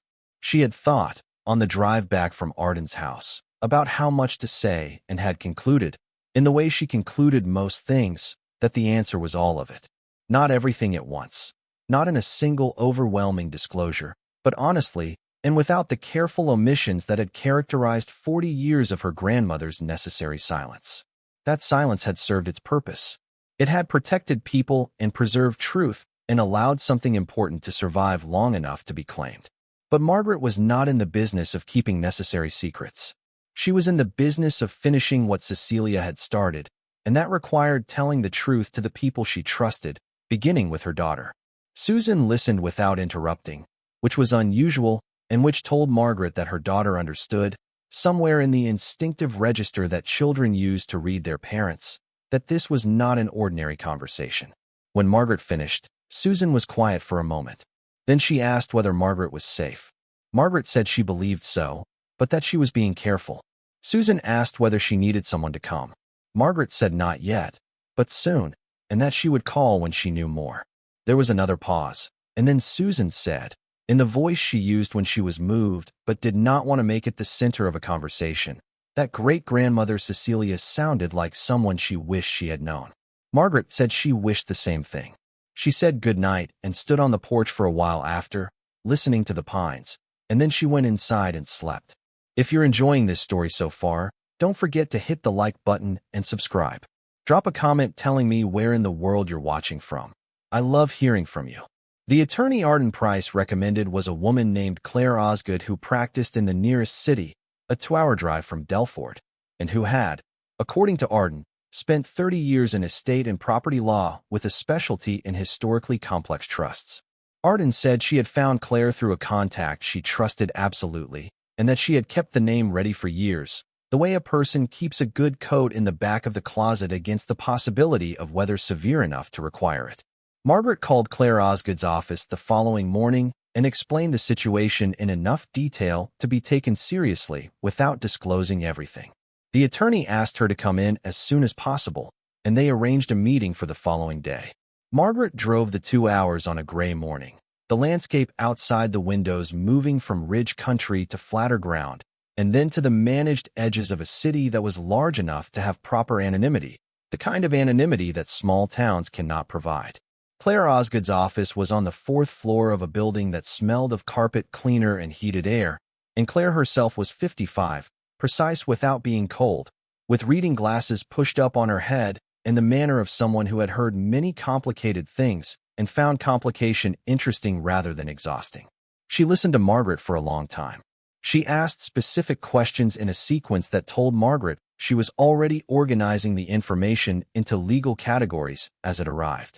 When Margaret showed her photographs of the documents from the tin box, Claire examined each one carefully and then set the phone down and folded her hands and said that she needed Margaret to understand the scope of what she was dealing with before they went any further. Margaret said she was ready to understand it. Claire said that bearer bonds of the kind and period Margaret had described were legally complex but not unmanageable, that their redemption was possible through established procedures that she had navigated before. She said the trust-held properties were a more significant matter and that establishing clean title to them would require a process that was involved but achievable, given the documentation that appeared to exist. She said the income accumulated by those properties over 40 years, properly traced and documented, represented a substantial sum. She said she would need to examine the actual documents rather than photographs to give precise figures, but based on what she could see, she expected the total estate value, taking all components into account, to be considerably larger than Margaret had calculated from the 1983 column of figures. Margaret asked her to be more specific about what considerably larger might mean. Claire picked up the phone again and looked at the photograph of the column of figures one more time. She said that property values in the regions where the trust assets were located had appreciated significantly over the intervening decades, that the accumulated trust income, properly calculated, added another substantial layer, and that the bonds, if fully redeemable, added yet another. She said that a conservative estimate, and she was always conservative in her estimates, placed the total estate value somewhere in the range of $4 to $6 million. She said a more optimistic estimate, if everything resolved cleanly, could be higher. She said she had seen trusts that had sat quietly for decades emerge with values that surprised even experienced practitioners, and that this one, based on what she could observe, had the characteristics of exactly that kind of case. Margaret sat in the chair across from Claire Osgood's desk and looked at the city visible through the 4th-floor window and thought about a woman sitting in a low chair by a cottage window with her hands always moving, keeping track of something that the outside world was not permitted to see. $4 to $6 million, possibly higher, built through the patient accumulation of decades of work done in the service of something that had nothing to do with personal wealth and everything to do with the idea that human beings in desperate circumstances deserved to be helped by other human beings who had the means to help them. Built and sealed and trusted to time and to the one grandchild Cecelia had selected, with the patience of a woman who understood that the right person and the right moment were both worth waiting for. She told Claire about Corban Lyle. She described the dark sedan at the bottom of the cottage road. She told her what Arden Price had said about the Lyle family's interest in the trust status and about Corban Lyle's grandfather's relationship to Thomas Hartwell during the years the network operated. Claire listened with the particular focus she brought to information that had legal implications attached to it. She asked several specific questions about the timing of the trust's establishment and the nature of the land authority's records from the 1940s and 1950s. Then she said that she wanted Margaret to bring all the original documents from the tin box to her office as quickly as possible and to make no further disclosures in Dellford until they had spoken again. She said that if the Lyle family had any kind of standing claim, however informal, it would be based on the land authority connection, and that claim needed to be assessed and addressed before it became a complication rather than a nuisance. Margaret drove back to the cottage in the early afternoon. The ridge road was empty. The clearing around the cottage was undisturbed. She went inside and stood in the kitchen for a moment and looked at the window and the ridge beyond it, and then she went down the 6 steps and gathered the tin box carefully, lifting it with both hands, and carried it back up into the daylight. She found the note on the second morning after her meeting with Claire. It had been placed under the windshield wiper of her car sometime during the night. A single sheet of plain paper folded once, no envelope, no name at the top. The handwriting was printed rather than cursive, block letters with the deliberate uniformity of someone who wanted the writing to be unidentifiable. The note said, in its entirety, "Some things on that ridge are better left as they are. It would be wise to consider your next steps carefully." She stood in the clearing with the note in her hand, and the morning air cold around her, and she read it twice. Then she photographed it, placed it in a resealable bag she found in the kitchen, and called Claire Osgood. Claire said to bring it when she came with the documents, and to say nothing in Dellford in the meantime. She said the note was relevant, and she was glad to have it documented. She said, with the even practicality that Margaret had come to find genuinely reassuring, that people who left notes under windshield wipers were generally more concerned with creating anxiety than with taking action, and that the best response to anxiety creation was methodical, well-documented forward movement, which was exactly what they were doing. Margaret said she agreed. She put the phone in her pocket and looked at the ridge in the morning light and thought about Corban Lyle, 69 years old, running a land surveying company that had passed through 3 generations of his family, carrying whatever had been passed down alongside the company, whatever his grandfather had known or suspected or been involved in during the years Thomas Hartwell had operated beneath the official record of his work. She thought about the weight of inherited knowledge, the things families pass down in place of direct speech, the silences that become their own form of instruction. And then she thought about her grandmother, who had also passed things down in place of direct speech, who had also cultivated a productive silence over decades, but in the service of something entirely different, and she felt the distinction between the two inheritances with a clarity that was almost physical. She loaded the tin box into her car that afternoon and drove to the city. If you're hooked on this story, make sure to subscribe and turn on notifications so you never miss an upload. Your support means everything and helps me bring you more emotional stories like this one. Claire Osgood spent 2 weeks working through the documents. This was not unusual, she explained, for an estate of this nature and complexity. The bearer bonds required individual verification and contact with the issuing institutions, a process that moved at its own pace regardless of the urgency of anyone involved. The property deeds required title searches through the trust entities that held them, searches that traced the chain of ownership back through decades of careful obscurement and had to be followed patiently and completely. The accumulated income required its own accounting. Working from the intermediary's letters and the financial records Cecelia had kept in the journals, a process that Claire described as painstaking but not impossible, and that she approached with a thoroughness that made Margaret confident she had found exactly the right person. Margaret stayed in the cottage during those 2 weeks. She finished the journals. The final entries, the ones from the late 1970s and early 1980s as Cecelia moved into her own old age and the network's activity diminished to near stillness, had a quality that was different from the earlier decades' records. The urgency had quieted. The practical work was largely behind her.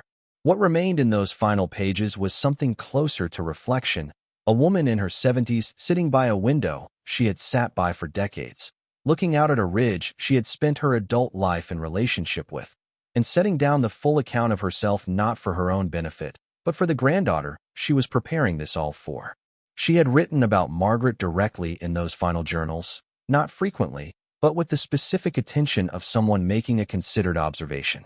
She had written that she had watched Margaret grow up with the quality of someone who did not look at the surface of things, but at the construction beneath them. She had written that Margaret's patience was not passivity, that she understood the difference between endurance and acceptance, that she had watched her granddaughter hold difficult things without collapsing under them, and had concluded that this was exactly the quality required for what she was planning to leave behind. She had written, in the journal's final entry, dated March 1983 and written in the same upright hand that appeared on the first page of the 1941 journal, though now more careful, each letter placed with greater deliberation, that she was not afraid of what was coming. She wrote that she had lived a full life, which was true, and a useful one, which mattered more to her. She wrote that she hoped the cottage would serve Margaret in whatever way Margaret needed it to, whether that was as a home or a resource or simply as a place to understand something that had taken a long time to be ready to be understood.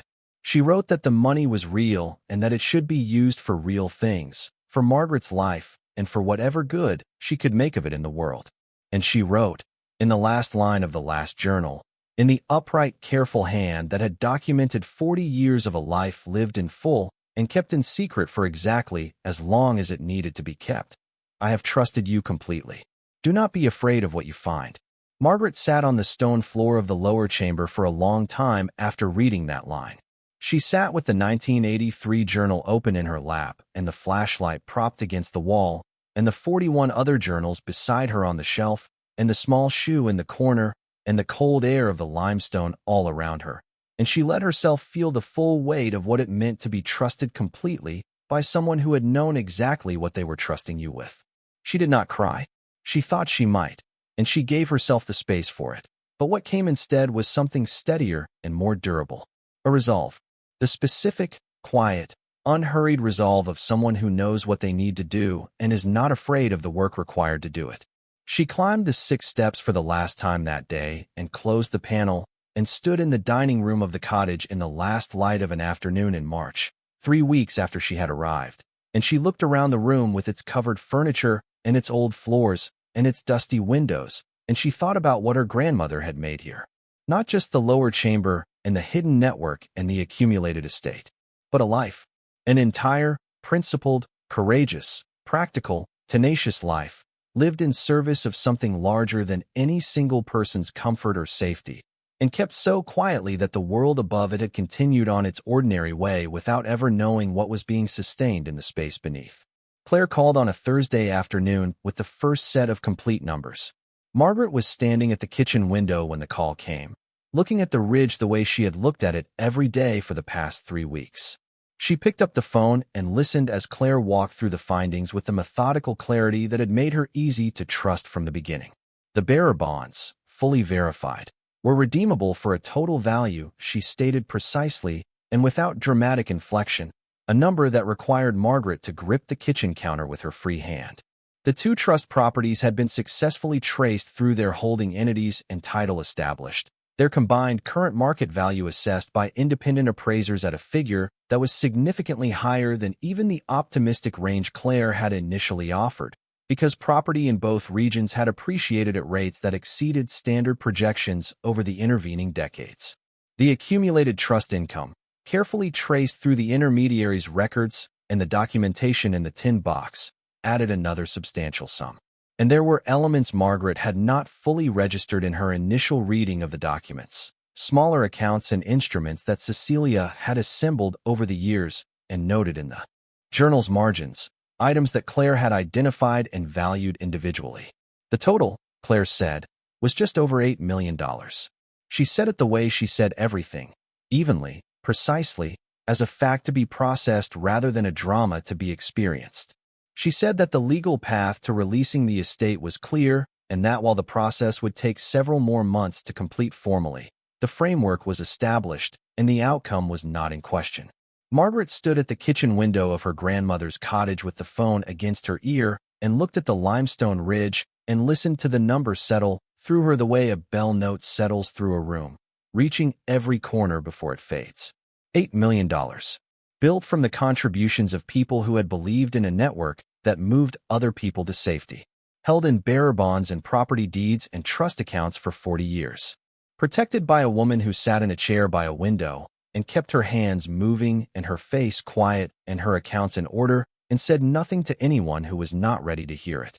Left to a granddaughter who had driven 3 states alone after a letter on a Tuesday and opened a door and gone down 6 steps and found the truth waiting patiently on stone shelves in the dark. She thanked Claire and said she would come to the city the following week. She set the phone on the kitchen table and stood for a while in the silence of the cottage and let everything find its place. The matter of Corban Lyle resolved with less drama than Margaret had prepared herself for, and she recognized afterward that this was the nature of most confrontations when they are handled from a position of legal clarity and professional support rather than from anxiety and isolation. Claire had determined, through a careful review of the land authority records from the relevant period, that Corban Lyle's grandfather had been aware of Thomas Hartwell's use of the ridge chambers in a limited capacity. He had known that Thomas was conducting activities on the ridge outside the scope of his official surveying work. He had not reported it, either because he was complicit in some peripheral way, or because he had lacked sufficient specifics to act, or simply because he had chosen silence for reasons of his own that the record did not illuminate. What he had not done was establish any formal claim to the cottage's history or its associated resources.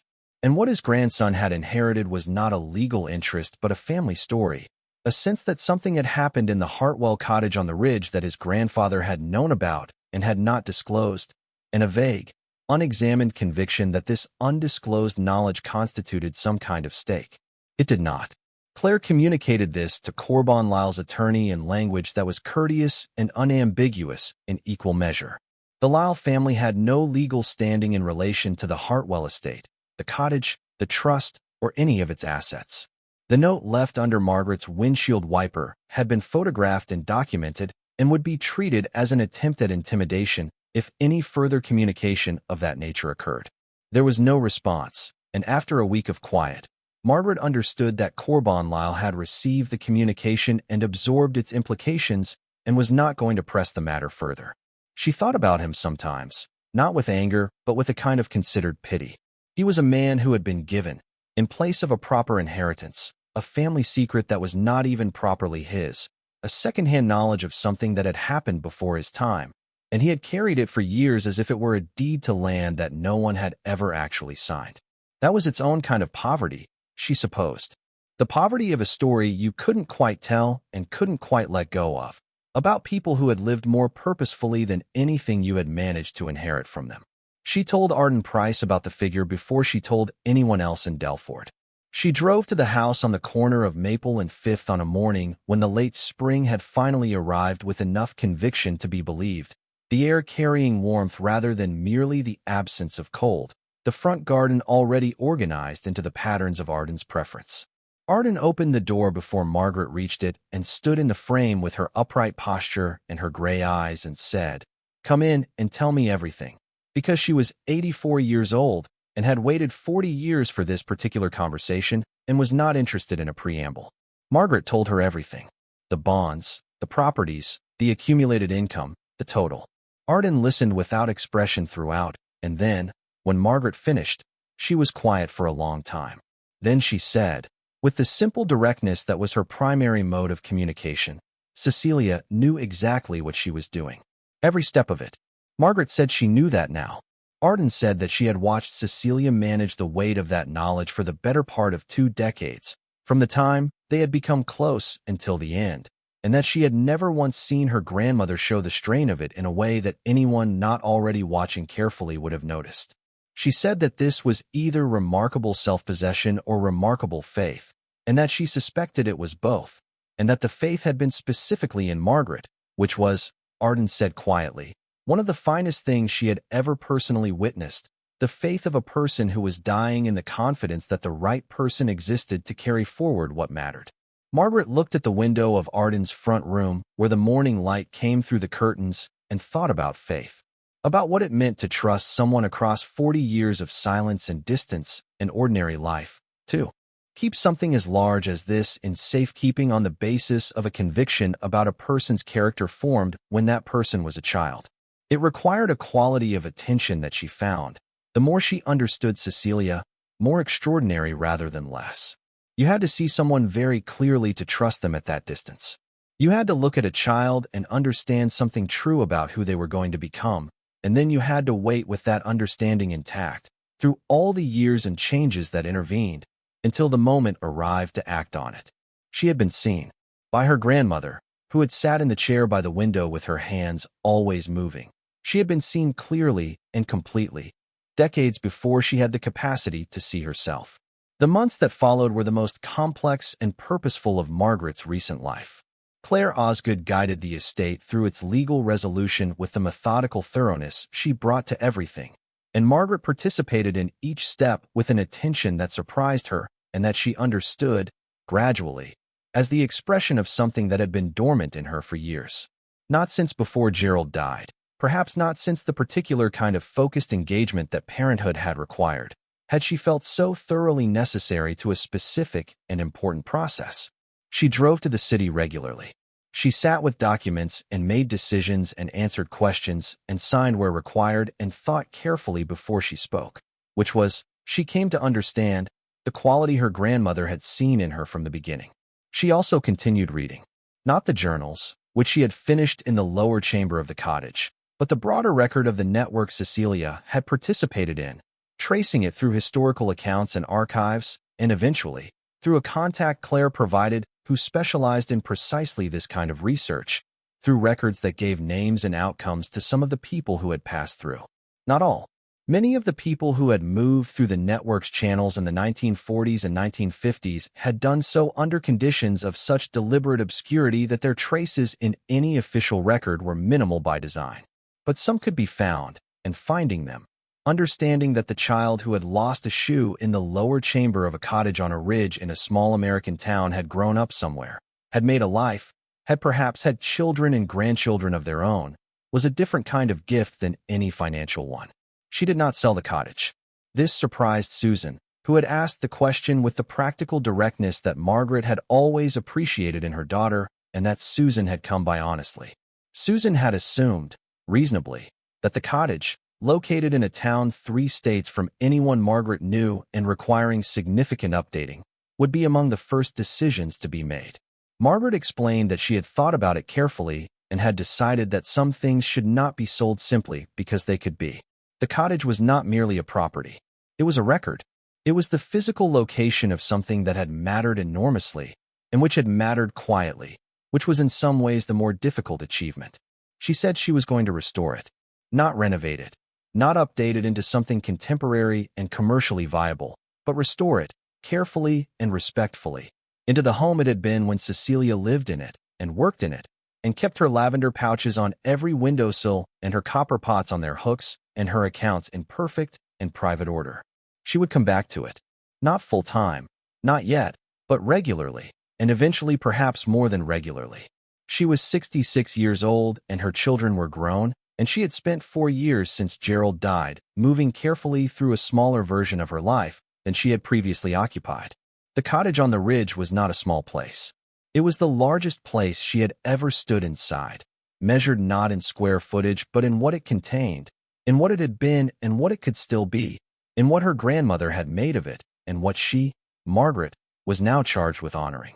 She arranged, through Claire and through the network of contacts that the estate settlement had brought into her orbit, for a portion of the financial assets to be directed toward a fund in Cecilia's name.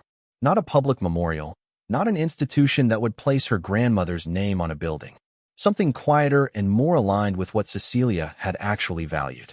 A fund administered through established organizations that supported people in transit, people in the specific and desperate circumstance of needing to move from danger towards safety and having very little to make that movement with. The kind of fund that would have been exactly what the woman with 2 children in the winter of 1943 could have used. Exactly what the family of 7 in the summer of 1947 had needed. Exactly what Cecelia had provided for decades from her own resources, and which could now be provided at a scale that Cecelia herself had never had access to. The rest of the estate, the larger portion, was Margaret's. She had worked through her feelings about this with the same honest attention she had brought to everything else in the past several months. and she had arrived at a place of acceptance that was neither guilty nor giddy, but simply clear. The money was real. It had been accumulated in the service of something good and held in trust for decades and left to her specifically and for reasons that she now fully understood. Using it well was the appropriate response, and using it well did not require her to give all of it away or to feel ashamed of keeping what her grandmother had worked her entire life to build. She paid off Susan's mortgage. She established college. Funds for her grandchildren, who were young enough that the funds would have years to grow. She put money aside for Daniel, who had never asked for help with anything, but whose Phoenix house had needed a new roof for 2 years, and whose stubborn practicality was one of the things she loved most about him and one of the things she least wanted to see wearing him down. She bought herself a better car and felt not a moment's guilt about this, because Cecilia's letter had said the money should be used for real things, and a car that did not make a sound like a cat in a bag every time it changed gears was a real thing. And she put the rest in a place where it could grow carefully and without drama, available when she needed it and useful in the meantime simply by existing, by representing the solidity beneath her feet that she had not had since Gerald died and that she had not realized, until she felt it again, how much she had been missing. The formal closing of the estate happened in October, 7 months after the Tuesday morning when the letter had arrived between the water bill and the grocery store circular. Claire presided over the final paperwork with the same measured efficiency she had brought to every step, and when the last document was signed and the last figure confirmed, she took off her reading glasses and set them on the table and said that in 30 years of practice she had seen complicated trusts, but that she had not previously encountered one assembled with quite this degree of patient intentionality, and that she had found the whole case remarkable. She said she meant this as a professional observation. Margaret said she appreciated it as one. She drove back to the ridge that afternoon, to the cottage that was now in the early stages of restoration, its exterior already improved and its interior in the careful hands of a local craftsperson Arden had recommended, who understood the difference between restoration and renovation and honored the distinction without having to be reminded. The panel in the dining room floor had been preserved. The lower chamber had been cleaned and properly sealed against moisture while retaining the integrity of Thomas's stonework. The journals had been moved to archival storage, each one wrapped carefully and boxed and labeled in the same precise hand their author had used across 42 years of entries. The small shoe remained on its shelf in the lower chamber. Margaret had not moved it. She saw no reason to. She stood on the cottage porch in the October afternoon and looked out at the clearing and the tree line and the pale limestone of the ridge in the low autumn light, and she felt the particular fullness of a moment that has been a long time arriving and is now, entirely, and without qualification here. She thought about the drive she had made in March, 3 states alone with the radio off and the road moving under her. She thought about the key on the hook behind the jars and the soft click of the panel opening and the cold air rising from the 6 stone steps. She thought about the first line of the 1944 journal. If you are reading this, you already know that what I am about to tell you will change everything you thought you understood. She thought about the column of figures and the number Claire had stated evenly, without drama, as a fact. She thought about the shoe. She thought about the family of 7 in the summer of 1947 and the child who had made it through with 1 shoe, who had grown up somewhere, who had been safe because a woman in a cottage on a ridge had understood that safety was something you could build if you were willing to do the patient, invisible, unglamorous work of building it. She thought about Gerald, who had said someday she would go back and find out, and who had been right about this the way he had been right about most things, simply and without making a production of it. She had not had him beside her for any of this, and the absence was real, and she did not pretend otherwise. But she had had Cecelia, in every journal entry, in every deliberate preparation, and every element of a plan assembled across decades to place exactly the right truth in exactly the right hands at exactly the right time. That was its own form of company, its own form of being accompanied. She was 66 years old. She had driven 3 states alone to open a door that had been waiting for her for 40 years. She had gone down 6 stone steps in the dark and found the full, extraordinary truth of a woman she had loved without fully knowing, and she had honored it with everything she had, her time and her attention and her willingness to stay when it would have been easier to leave. Cecelia had written in the last line of the last journal, "I have trusted you completely." Do not be afraid of what you find. She had not been afraid. She had been a little afraid, at moments, in the way that anyone is afraid when they are standing at the edge of something large and true and finally unavoidable. But she had gone through it anyway. She had gone down the steps and read the journals and opened the tin box and spoken to Claire and held her ground when the note appeared under her windshield wiper and driven to Arden's house on Maple and Fifth and listened to everything that needed to be heard and made every decision that needed to be made, one careful step at a time. Her grandmother had known she would. That was the thing. Across 40 years in 3 states and all the ordinary texture of a life lived between then and now, Cecelia had known. She had known, and she had waited, and she had left everything ready, and all Margaret had needed to do was come back. She had come back. The ridge caught the last of the October light and held it, the limestone pale and warm and very old, and the pines around the clearing moved in a wind that smelled of autumn and stone and the particular, specific, irreplaceable scent of a place that has known you since before you knew yourself. She stood on the porch of her grandmother's cottage and breathed. And somewhere in the record of what had happened here, in the journals wrapped in archival paper, and the shoe on the shelf, and the documents in Claire's files, and the fund in Cecilia's name, and the restored cottage on the ridge, and the $8 million that had been built from the quiet, courageous, unhurried work of a woman who believed that what you do for other people is the truest account of who you are. Cecelia Ruth Hartwell was fully and finally known. Not forgotten. Not folded into silence. Known.